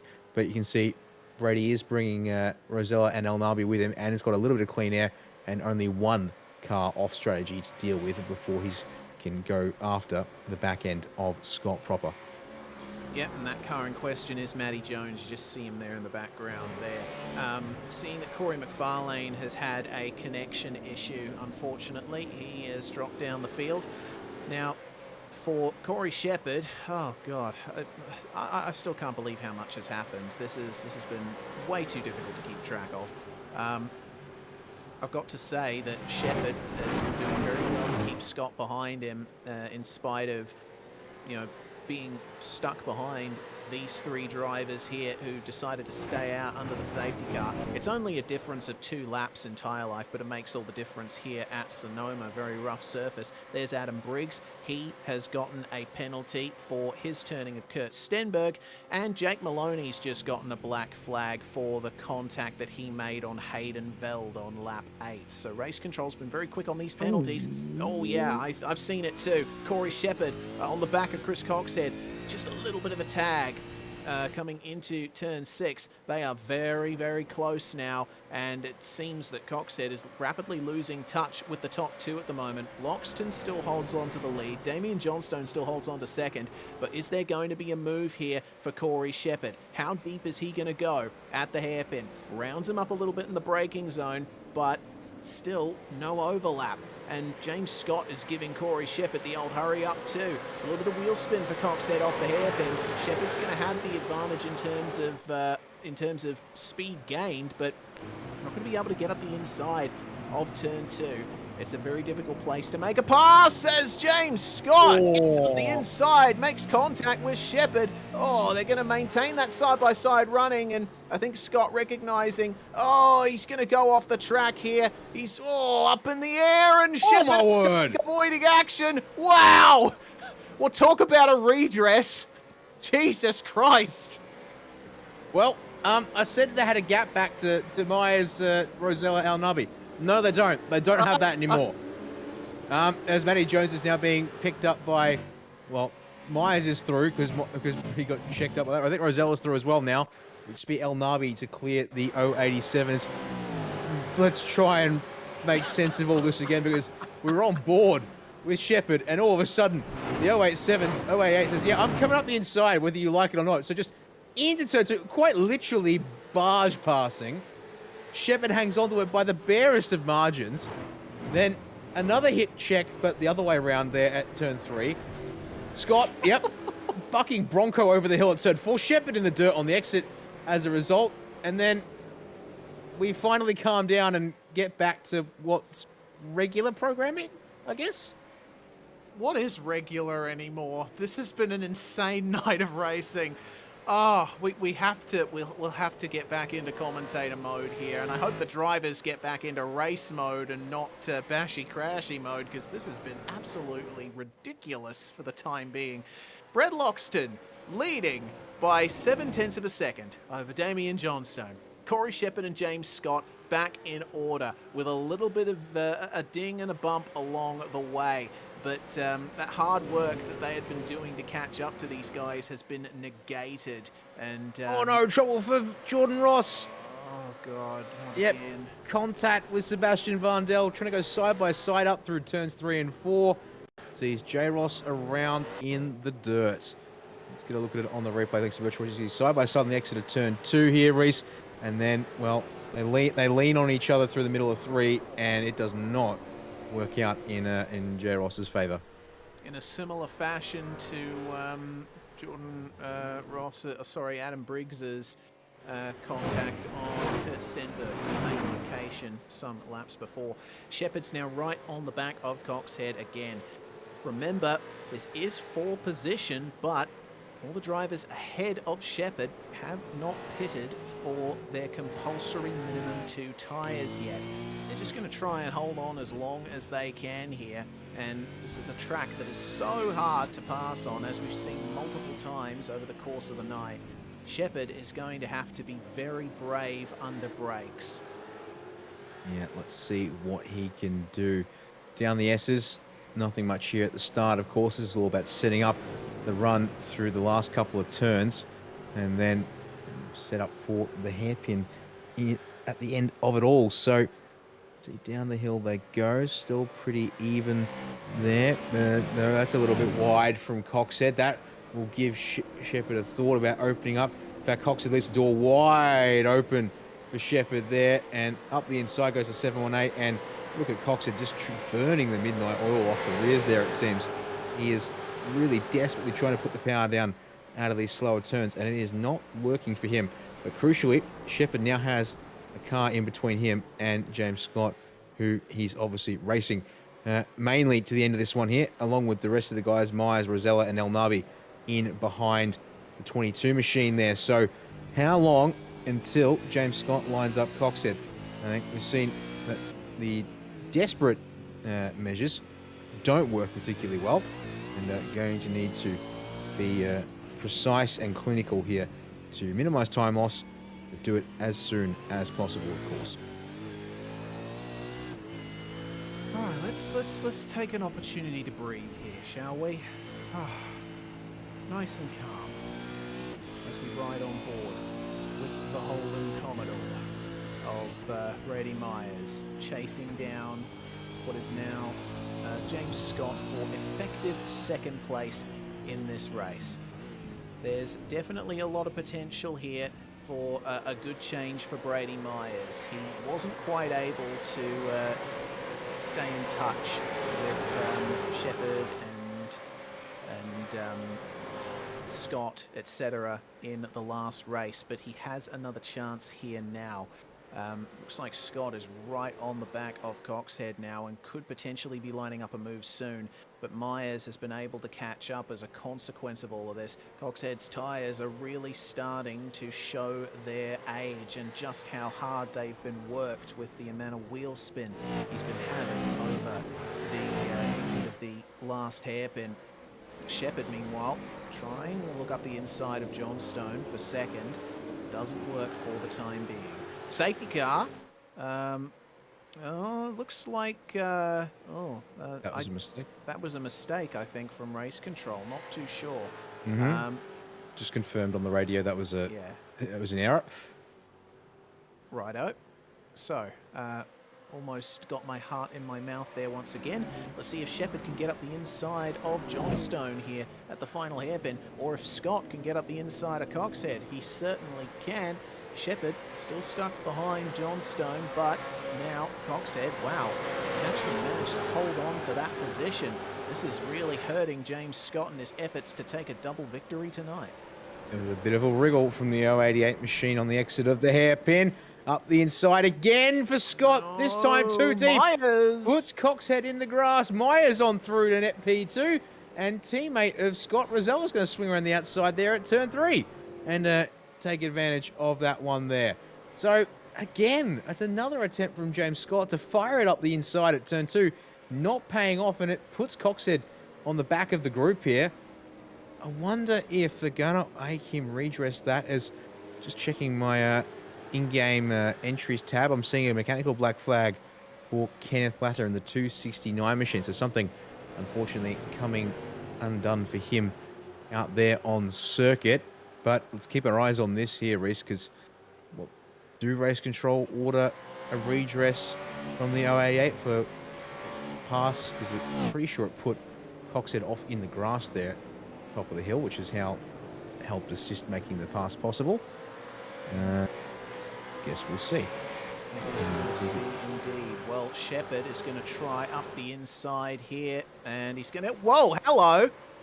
Okay, there's a Trans-Tasman car missing its bonnet. That's Kurt Stenberg, who stopped at turn 1. I think we might actually get our safety car here. Everyone's coming through at top speed. That is a very dangerous spot for the car to be in.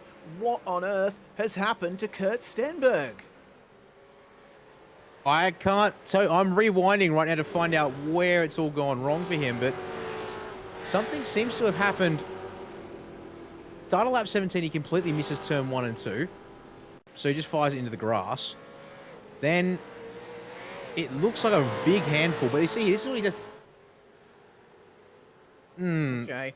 It looks like he was actually like really hard on the throttle out of the final hairpin. I don't know if that was frustration for Stenny or something like that, but if it was, I don't think race control would look too kindly on it. But that extra safety car has allowed lane time here for the former top 2. Loxton and Coxhead, as well as Johnstone, are in there. Benjamin Smith has made his way into the pit lane as well. So that's going to sort things out up the front. Shepard in first, Myers in second, and Rosella in third. James Scott and Forza and El Nabi now have a chance to fight back at these guys now. That they do. So none of the leaders obviously come down to the lane. So yes, their tyres are all going to be fairly well shot, but they're all working off of the same rubber here at least, as Darren Lobb's car unfortunately has expired there on the inside of turn 2. He was the first one on the scene of Stenberg's car. And yeah, I mean, just watching it back myself on board with the 47. I mean, yeah, got it too gassed up on the exit of the hairpin, but then committed to trying to put the foot down. And I think just, yeah, the extended burnouts down the front stretch make very little sense. But then I think at that point, maybe even if it was a legitimate attempt to keep control of the car through turn 1, the rears were that superheated by the extended burnouts off of the hairpin that there was no way that car was getting through any semblance of speed, given the instability that it would have had at the rear. Yeah, and don't forget, it's entirely possible that Stenberg might have had a hardware issue, maybe a stuck throttle. I've been looking back even further. It looks like he had an off on lap 10 coming out of turn 2, actually climbed up the hill. Either way, it has not been a good night for Kurt Stenberg. And now we have the field neutralized once again, thanks to this safety car. And Nick Parker will drive around at the front of the field for at least one more lap here. Stenny's already removed himself from the track. But the battle has been reset at the front of the field. And we've got to remember as well, the drivers that decided to pit under this safety car, the ones that stayed out under the first, I'm thinking about Damien Johnstone, Chris Coxhead, Brett Loxton, also Benjamin Smith, Delaney, Schultz. They will certainly have lots of fresh rubber here.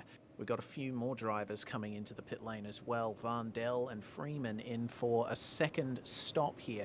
But I'd say keep an eye out for Loxton, Johnstone and Coxhead to try and make their way through the field here on much fresher tyres. 17 laps is one heck of a difference. Yeah, they will be ones to watch. Only because, of course, the only problems are they're down well in the teens.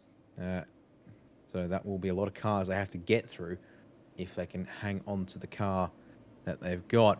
So we'll find out pretty soon, though, as to whether they have got it in them today, because safety car has been directed to pull away from the field, head on back to the pit lane, and now we await the instructions to see when Corey Shepard gets this race restarted. You have 17 laps at the line, and these tyres, well, they're going to be hurting. They've already done quite a lot of, well, they've done 19 laps on them at the end of this one here, Reese. And, well, we've seen a lot of fighting from our front drivers, but, well, chance to think about it and go again.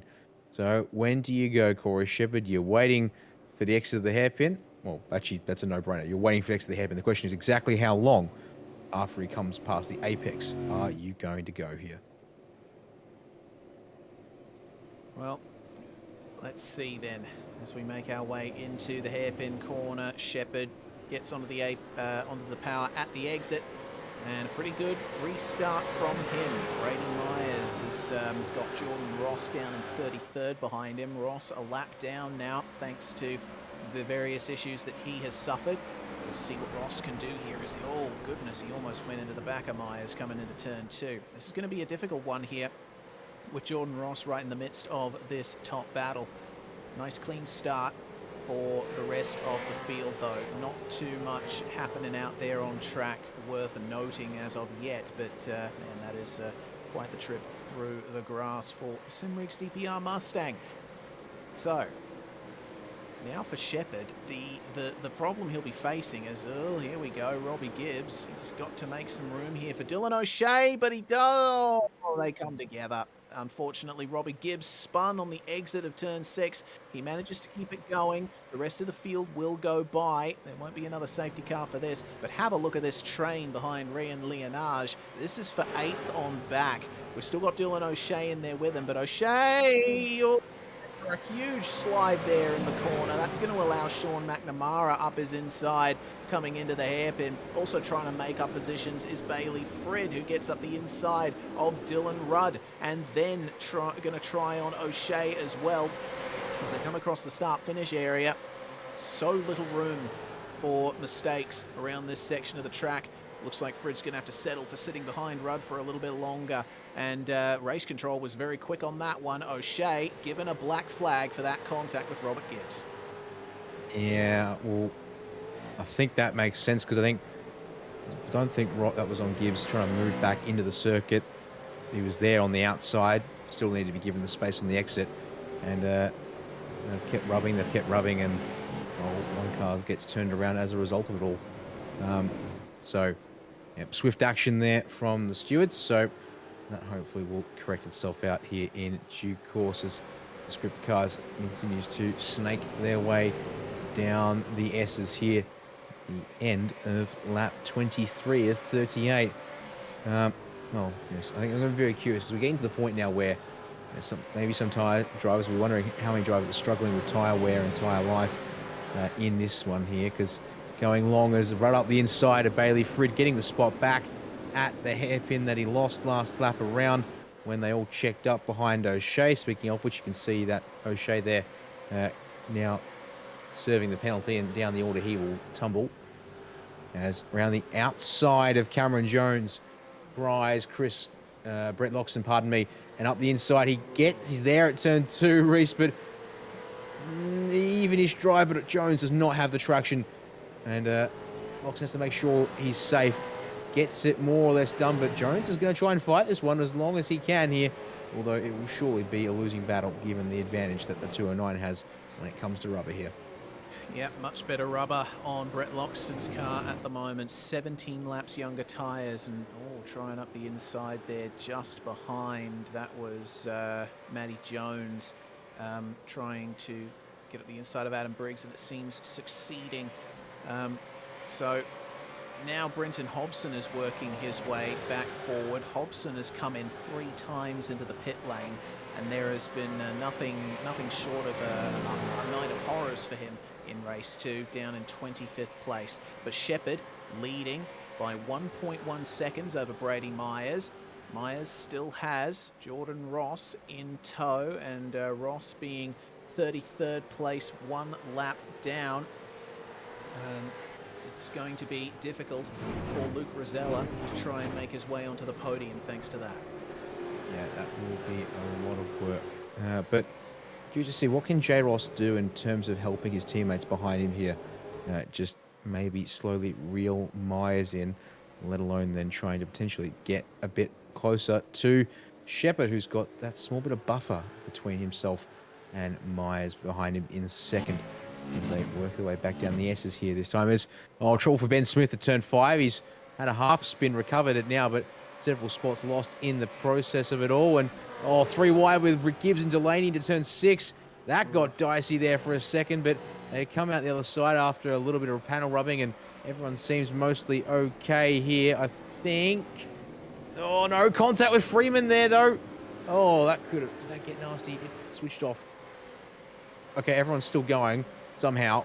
They're fighting over 25th, 28th place, so I understand why it's not high priority material here, because we've got a lot of action up the field as well to keep our eyes on. But well, James Scott went deep at turn 2. He's going to allow Forzan El Nabi by him, and El Nabi now up into 4th spot there.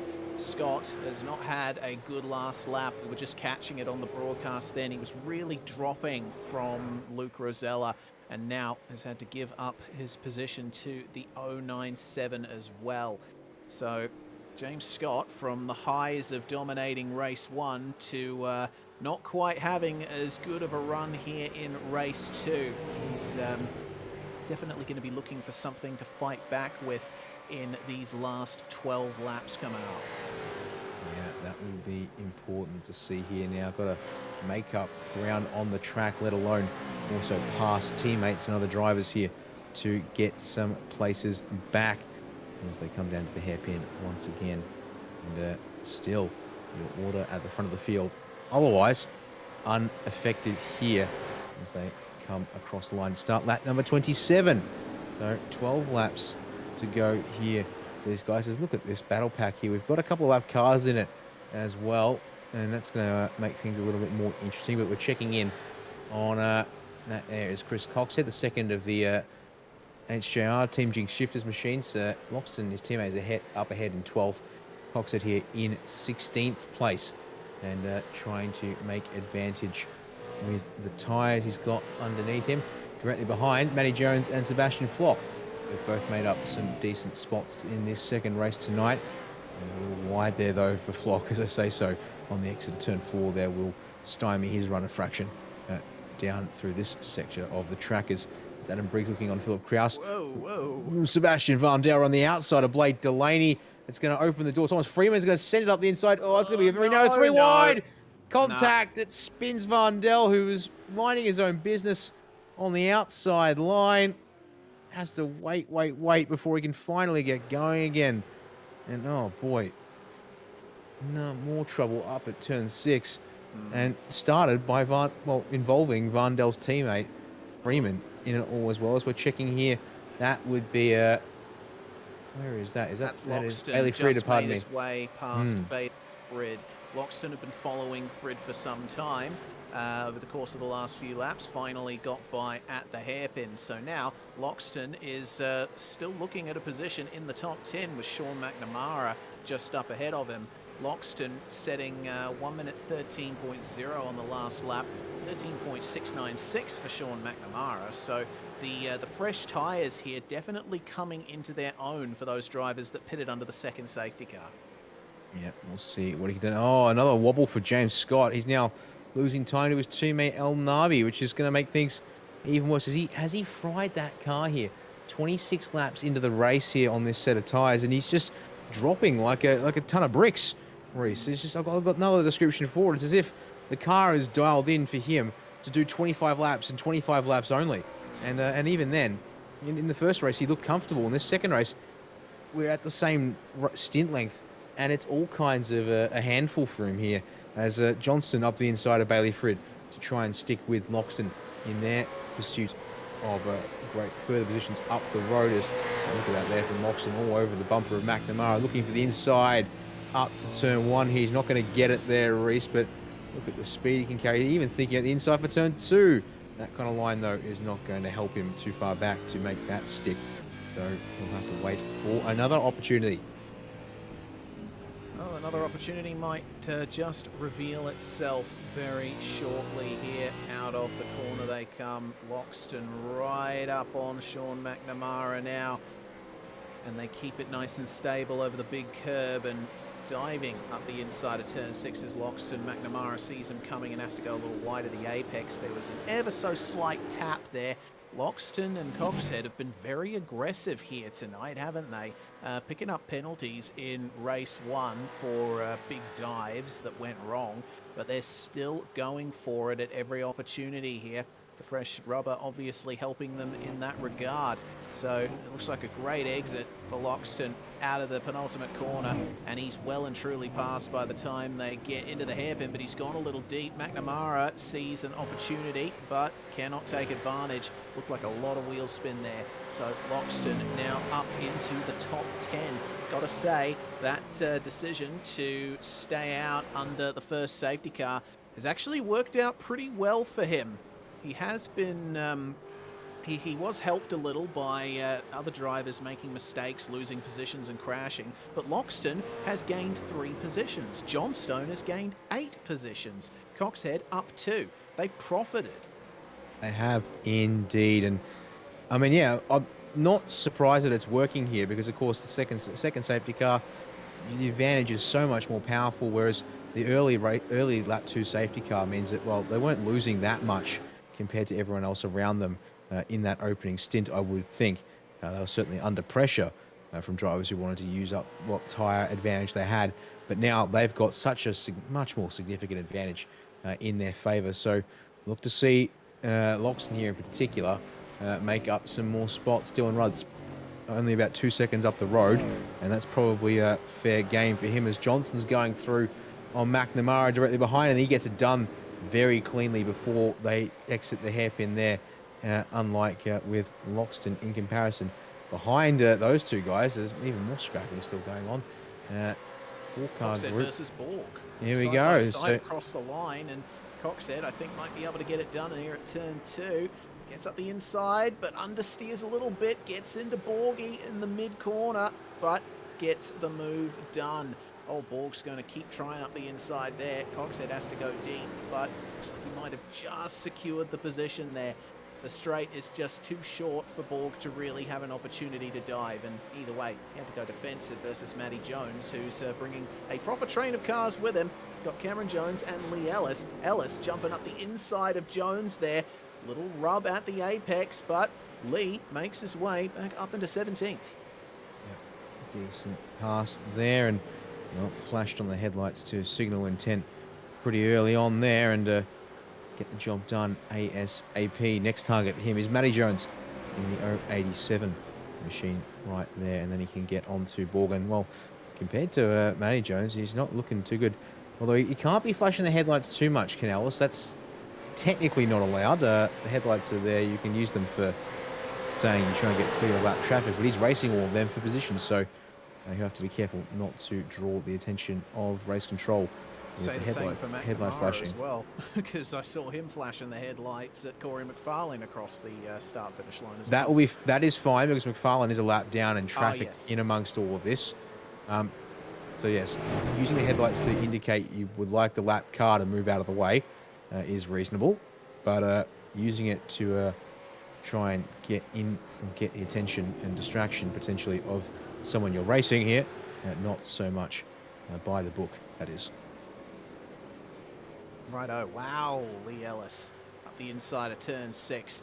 Gets past Matty Jones, and Cameron Jones tries to follow him through, but Matty, oh, with a good exit there. Oh, Jesus.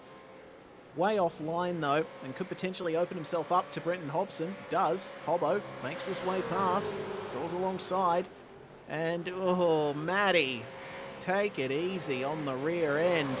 That was a very chaotic lap for Matty Jones. He's going to lose yet another position to Sebastian Flock, who loses the rear on the way in, taps Jones wide, and Sebastian Flock has to get back up to speed. He'll get a slowdown penalty for going across the inside of the hairpin there and end up losing a lot more than he would otherwise have gained. Yeah, bit of an ambitious dive. Locks the fronts, locks the rears. Contact with Jones, just finishes off. He's still got to clear a slightly. There you go, gets a cleared flow down there up the hill to turn 2. So, oh boy, the 84 of Sebastian Flock has definitely been in the wars to date. Down to 26th place. He was on, though, to be inside the top 20 there and up a way bit higher than he currently is, and compared to where he started. So, undoes the progress that he'd made so far in this race, and he's only got another 5.5 laps to try and recover some semblance of it. I would like to bring everyone's attention back to the race lead. Have a look at how close Brady Myers is to Corey Shepherd now. Myers was faster by a 1/10.5 on the last lap.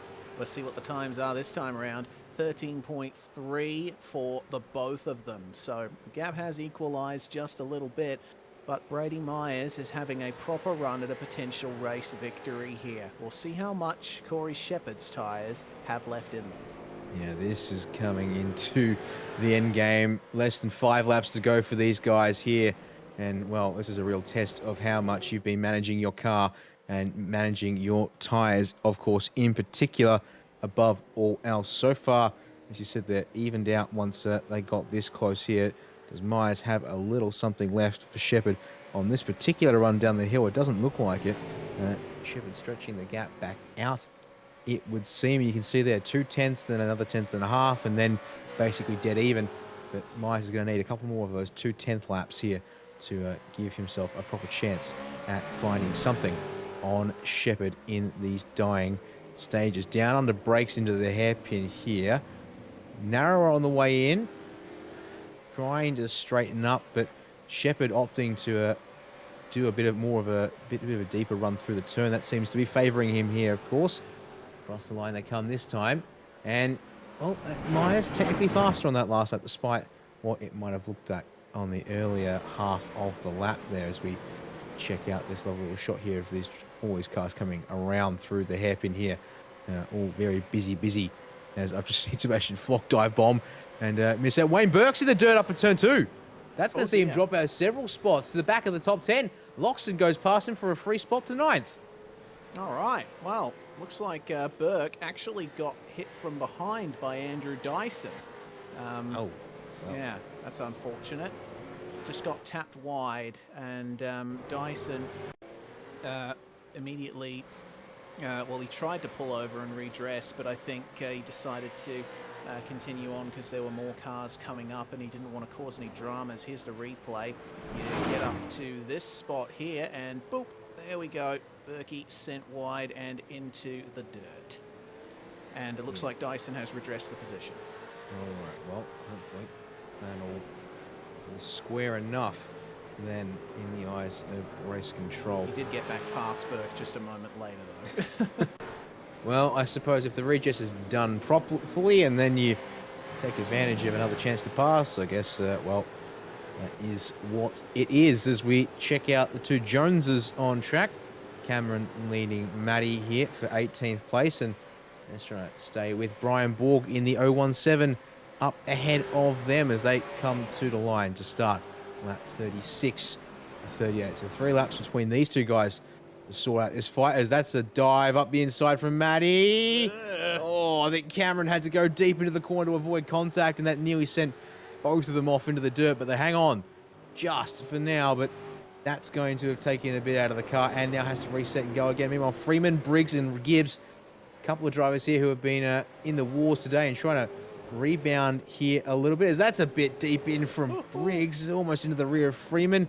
Now to turn 6 we go. Gibbs alongside. This should be fairly straightforward.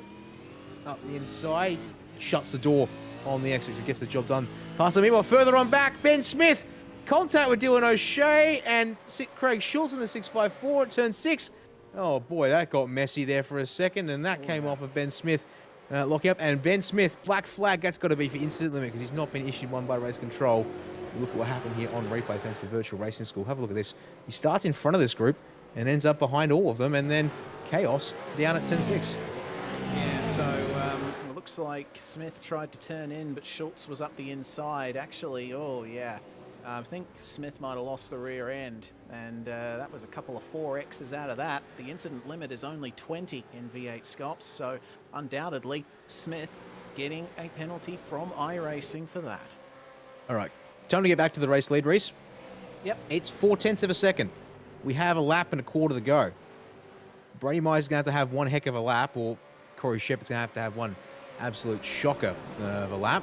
But he's just a bit too far, I think, to make a good move out of it. But well, who knows? He could make a proper stand of it as we come into the hairpin for the penultimate time. Oh, I think Smith has well and truly messed up the entry to the pit lane. He's stuck on the wall. He's actually escaped back to the garage now. Okay, we'll just let that lie as the white flag is taken now for our race leaders. Brady Myers actually rounding up Corey Shepard on the exit of turn 2 here. It could potentially still be on for this race victory. Shepard just tapping the brakes to get the weight back onto the front tyres for the run across the top of the hill. Gets it done nicely. Myers may have a chance here at turn 6, but doesn't look like he's far up enough to have a proper go. He'll have to wait. Shepard is taking some mildly defensive lines here. I think he can sense that he might be in a bit of trouble. Myers with a little bit of wheel spin across the curb. Loses a slight bit of momentum there. They both take as much as they can out of the racetrack to try and get this done. I think Myers is a bit too far back for a dive at the hairpin. He's going to have to rely on a mistake from Shepard out of the penultimate corner. Shepard is going to not go middle of the road. He will on the way in, though, to protect the inside line. Myers almost gets onto the back of him. Slight contact, but it's not enough. Corey Shepard is going to come across the line to take his second victory in V8SCOPS. Myers finishes in second and manages to keep the championship leaders. Okay, this is getting chaotic at the final corner. Oh, goodness. Up the inside, Bailey Fred, Brenton Hobson, and Oh, Coxhead making contact with Frit on the way through. Have a look at Lee Ellis. He might get a freebie out of that one. In fact, he will. Gets up to 13th place.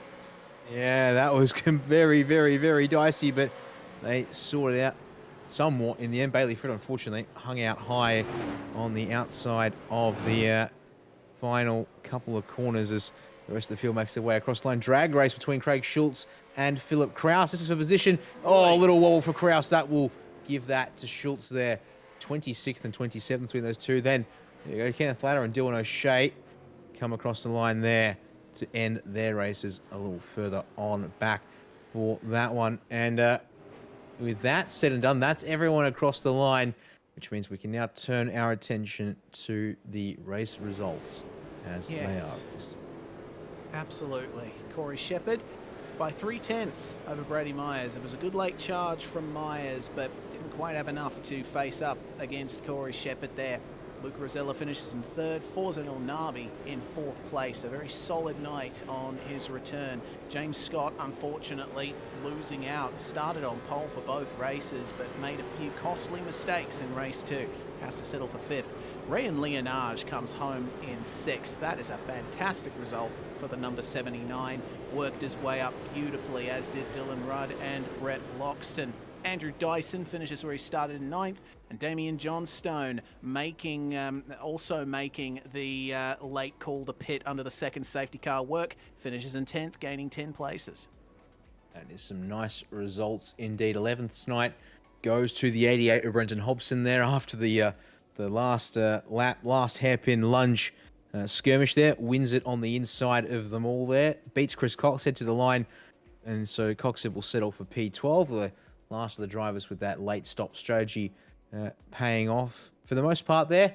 And 13th place goes to Lee Ellis, up 2 spots. 14th place there. Bailey Frit, unfortunately, escorted wide, unable to defend the inside there right at the end, but he still gains 11 spots tonight. And up until this point, the biggest gainer in the race. But hold your horses on that number, because after Sean McNamara in 15th, 23 spots up for Brian Borg to finish in P16 here in this second race tonight. Then it was Cameron Jones ahead of Matty Jones for 17th and 18th. Thomas Freeman, a similarly impressive 22 spots gained for him to 19th. And unfortunately for Robert Gibbs, down 10 spots after the contact with O'Shea. He ends up today in 20th place. It was another race to forget for Adam Briggs as well, who comes home in 21st. Michael Whiting, though, up 10 spots to finish 22nd. Ben Morris comes home behind him. Sebastian Flock gaining 3 places, but it was quite a chaotic run for him, as it was for Sebastian Vandel. Craig Schultz just beating Philip Kraus to the line there for 26th. Wayne Burke, oh, what might have been for Berkey. Some taps and spins and crashes for him, coming home in 28th. Kenneth Latter and Dylan O'Shea also losing big, 29th and 30th. 31st goes to Blake Delaney. He's also the last man to finish on the lead lap in this second race tonight. One of your biggest losers, unfortunately. Jordan Ross, 26 spots down to finish in 32nd, and a lap down as well to boot. Corey McFarlane behind him for 33rd. Ben Smith, 3 laps down, unfortunately, for the number 91, but still makes up spots from where he started this second race, despite that unfortunate case of events. Then from there, it is a tale of woe, unfortunately. Hayden Veld, 20 laps short of the race. Kurt Stenberg and Darren Lobb, 21 laps short. And then it was Jake Maloney at 25 laps. Christopher Ireland at 37 laps. And Michael Tanliansich, 38 laps short of the finish there. That rounds out your 40 competitors. And Thomas Hinsapolji also 38 laps short. So 41 drivers there to round out your results from race number 2 here at Sonoma. Well, we've got ourselves a podium full of drivers to talk to tonight, Reece. So I think I'll hand to you to speak with our race winner here in the second race tonight from Sonoma, Corey Shepherd. A good night for you, Corey. Second in race 1 and the win once again in race 2. Turned out to be a pretty good night for you, all things considered. Cheers, guys. Yeah, it certainly did. That was really cool to get the win in the second race. And the first race wasn't too bad either. Bit unfortunate at the start. I really wanted to get James, but slotting into third and finishing there was still a good result. Indeed it was. Double podium. So things are definitely looking up for you here. Coming off your win at Motegi, taking win number 2 here at Sonoma. It looks like the middle phase of the championship is really working in your favour. Just talk to us briefly about how the car felt in the second race, because I think watching you over the last couple of years, long run race pace has been one of the places where you haven't quite been able to get on the level of some of the other drivers, but it seems that it's sorted itself out a bit here at Sonoma. Was the car good in race 2? Yeah, it was pretty good. I think we're all kind of struggling out there. I mean, it wasn't great, but you could tell that everybody was going sideways and the track temp was so high, so the tyres were really, really struggling there. But overall it's been a good car, and yeah, we've just been slowly tweaking away, trying to get the setup good on the tyres.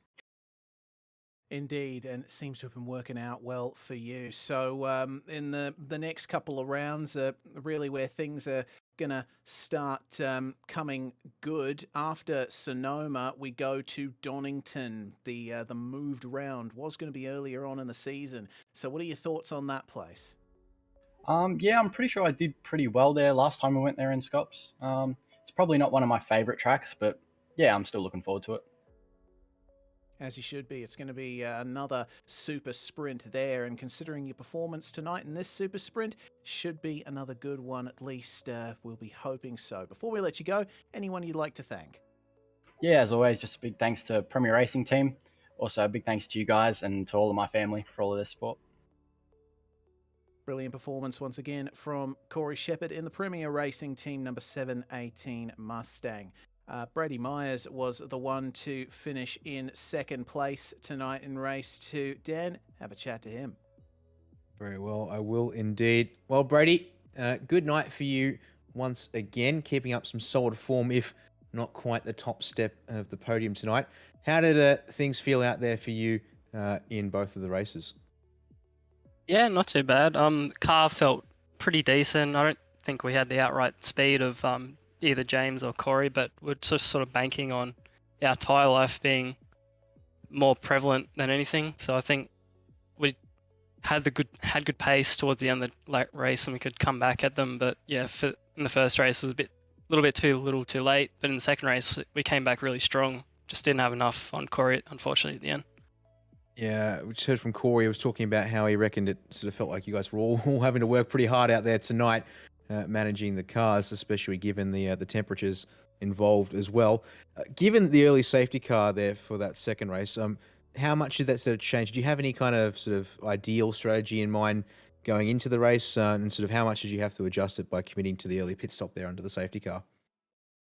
To be honest, the early safety car probably played it into our hands more, because it meant everyone had to run longer in their tyres, and I knew that we would be better on our tyres. So that last safety car kind of erased that a little bit. But overall pretty happy, and just couldn't do much about Corey in front. Oh, you got close there. Maybe needed a couple more laps in an ideal world, or perhaps, as you say there, you reckon with maybe only one safety car intervention, you might have had a better shot there with even longer run consistently on this set of tyres to perhaps find a little something there right at the end? Yeah, it's probably something we need to look at as a team. We're able to look after our tyres as a collective team throughout the race, but we just lack that sort of early speed. So we just need to go back to the drawing board and figure out what we're doing wrong, I guess. Well, you've been dueling for the championship with your teammate Madison Down. Unfortunately, Madison not here to keep that fight going directly on track with you. Of course, drop rounds will play a part in adjusting for things later on in the season, but it means you will walk away now in the clear as the championship leader from here tonight. Guess another good, that's just generally a good thing for you at this stage with how you think been progressing this season?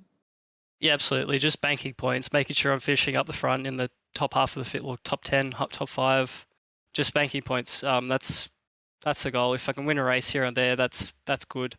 But at the moment, it's just, for me, it's just making sure I minimise my mistakes and make sure I bank a solid amount of points each race. We turn around pretty quickly. Donington next week, thanks to the calendar shuffles for the Real Life Bathurst 12-hour. Same super sprint format, so that the short first race, longer second race. Any thoughts about the car track combination in preparation for that event? Yeah,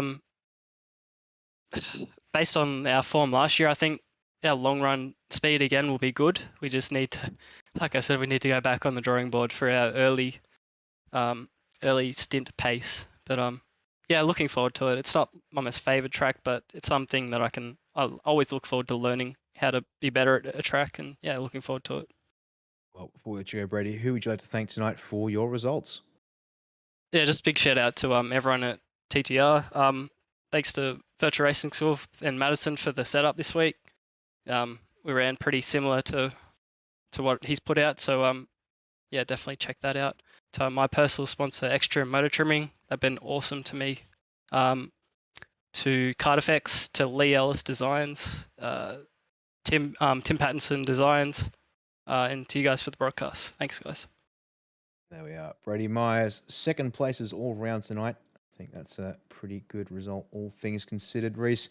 And that leaves us with one driver left to have a chat to, our third place getter from this second race tonight, Luke Rosella in the number 55 for Synergy Sim Racing. Indeed. A sixth place start for you in race one, Luke. Made it fifth. Certainly was the second fastest lap in qualifying that really set your night on its course to that podium. Yeah, it certainly went my way in qualifying.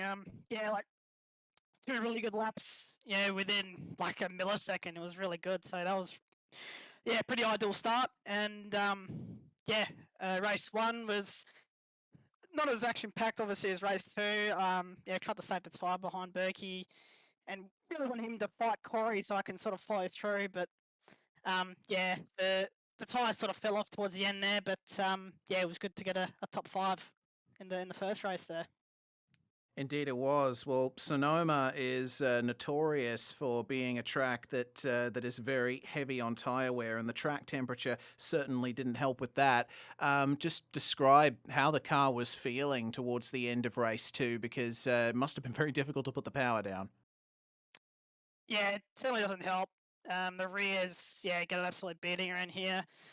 And I think overall our car wasn't as good in the long run against the other teams. Yeah, we really struggled towards the end, and it's not like it's not every race that you do a stint like this in that car anyway. It's pretty long. I mean, the only really other race you do a long stint like this is the Enduros, and of course in an example where you have a early safety car with a CPS like this. So yeah, really got to look after him. Yeah, you change the bias and fiddle the bars to maintain that balance. But yeah, they certainly took a beating yeah, with the track temp. But yeah, I think we got a bit lucky with other people having dramas in race two there. But yeah, it's really awesome to get a podium.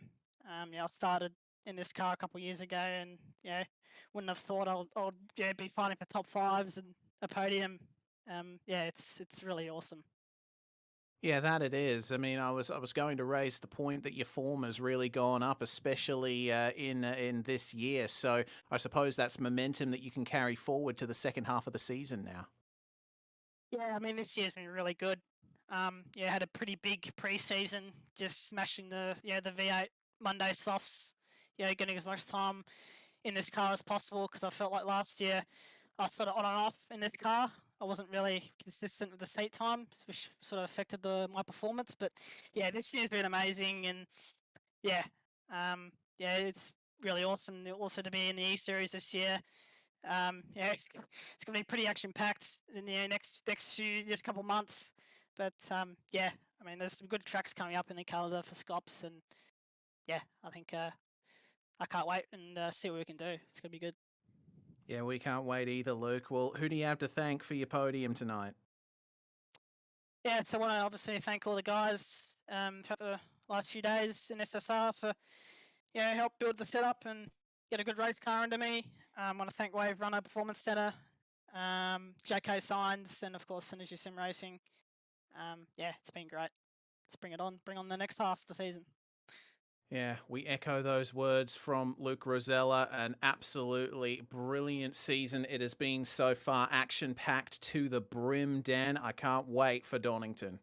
Well, yeah, and the fact that we do this all again in exactly 1 week's time means that, well, these guys are going to have to be on top of their game to bring out the best of themselves once again. And yeah, I mean, this feels like it's really starting to heat up. These shorter tracks in particular also are going to make things really busy and exciting in turn for us whilst we're watching and trying to bring all this action to you here in the broadcast, I have to say. And so, yeah, fingers crossed we get more of the good stuff that we saw tonight here at Donington.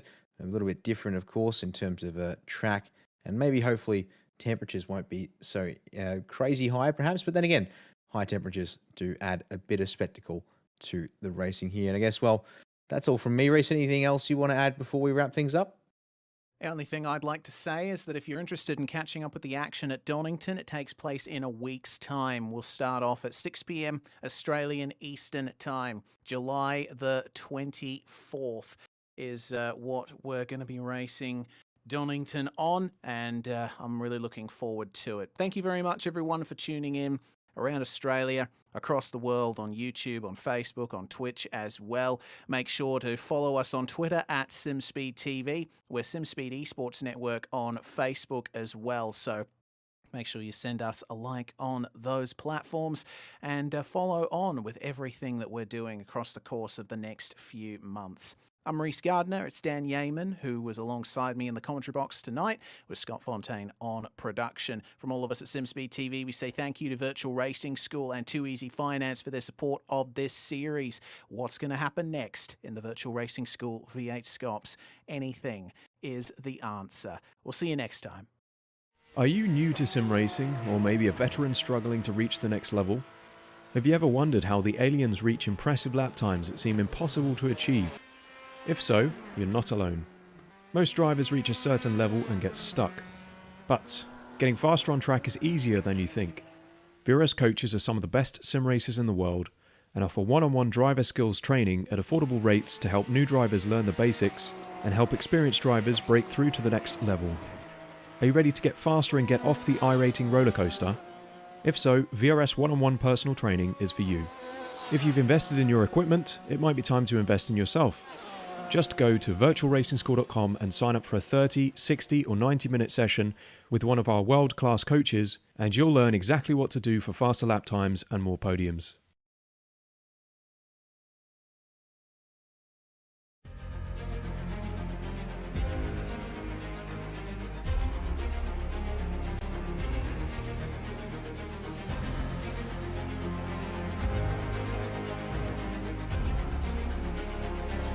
This is fantastic.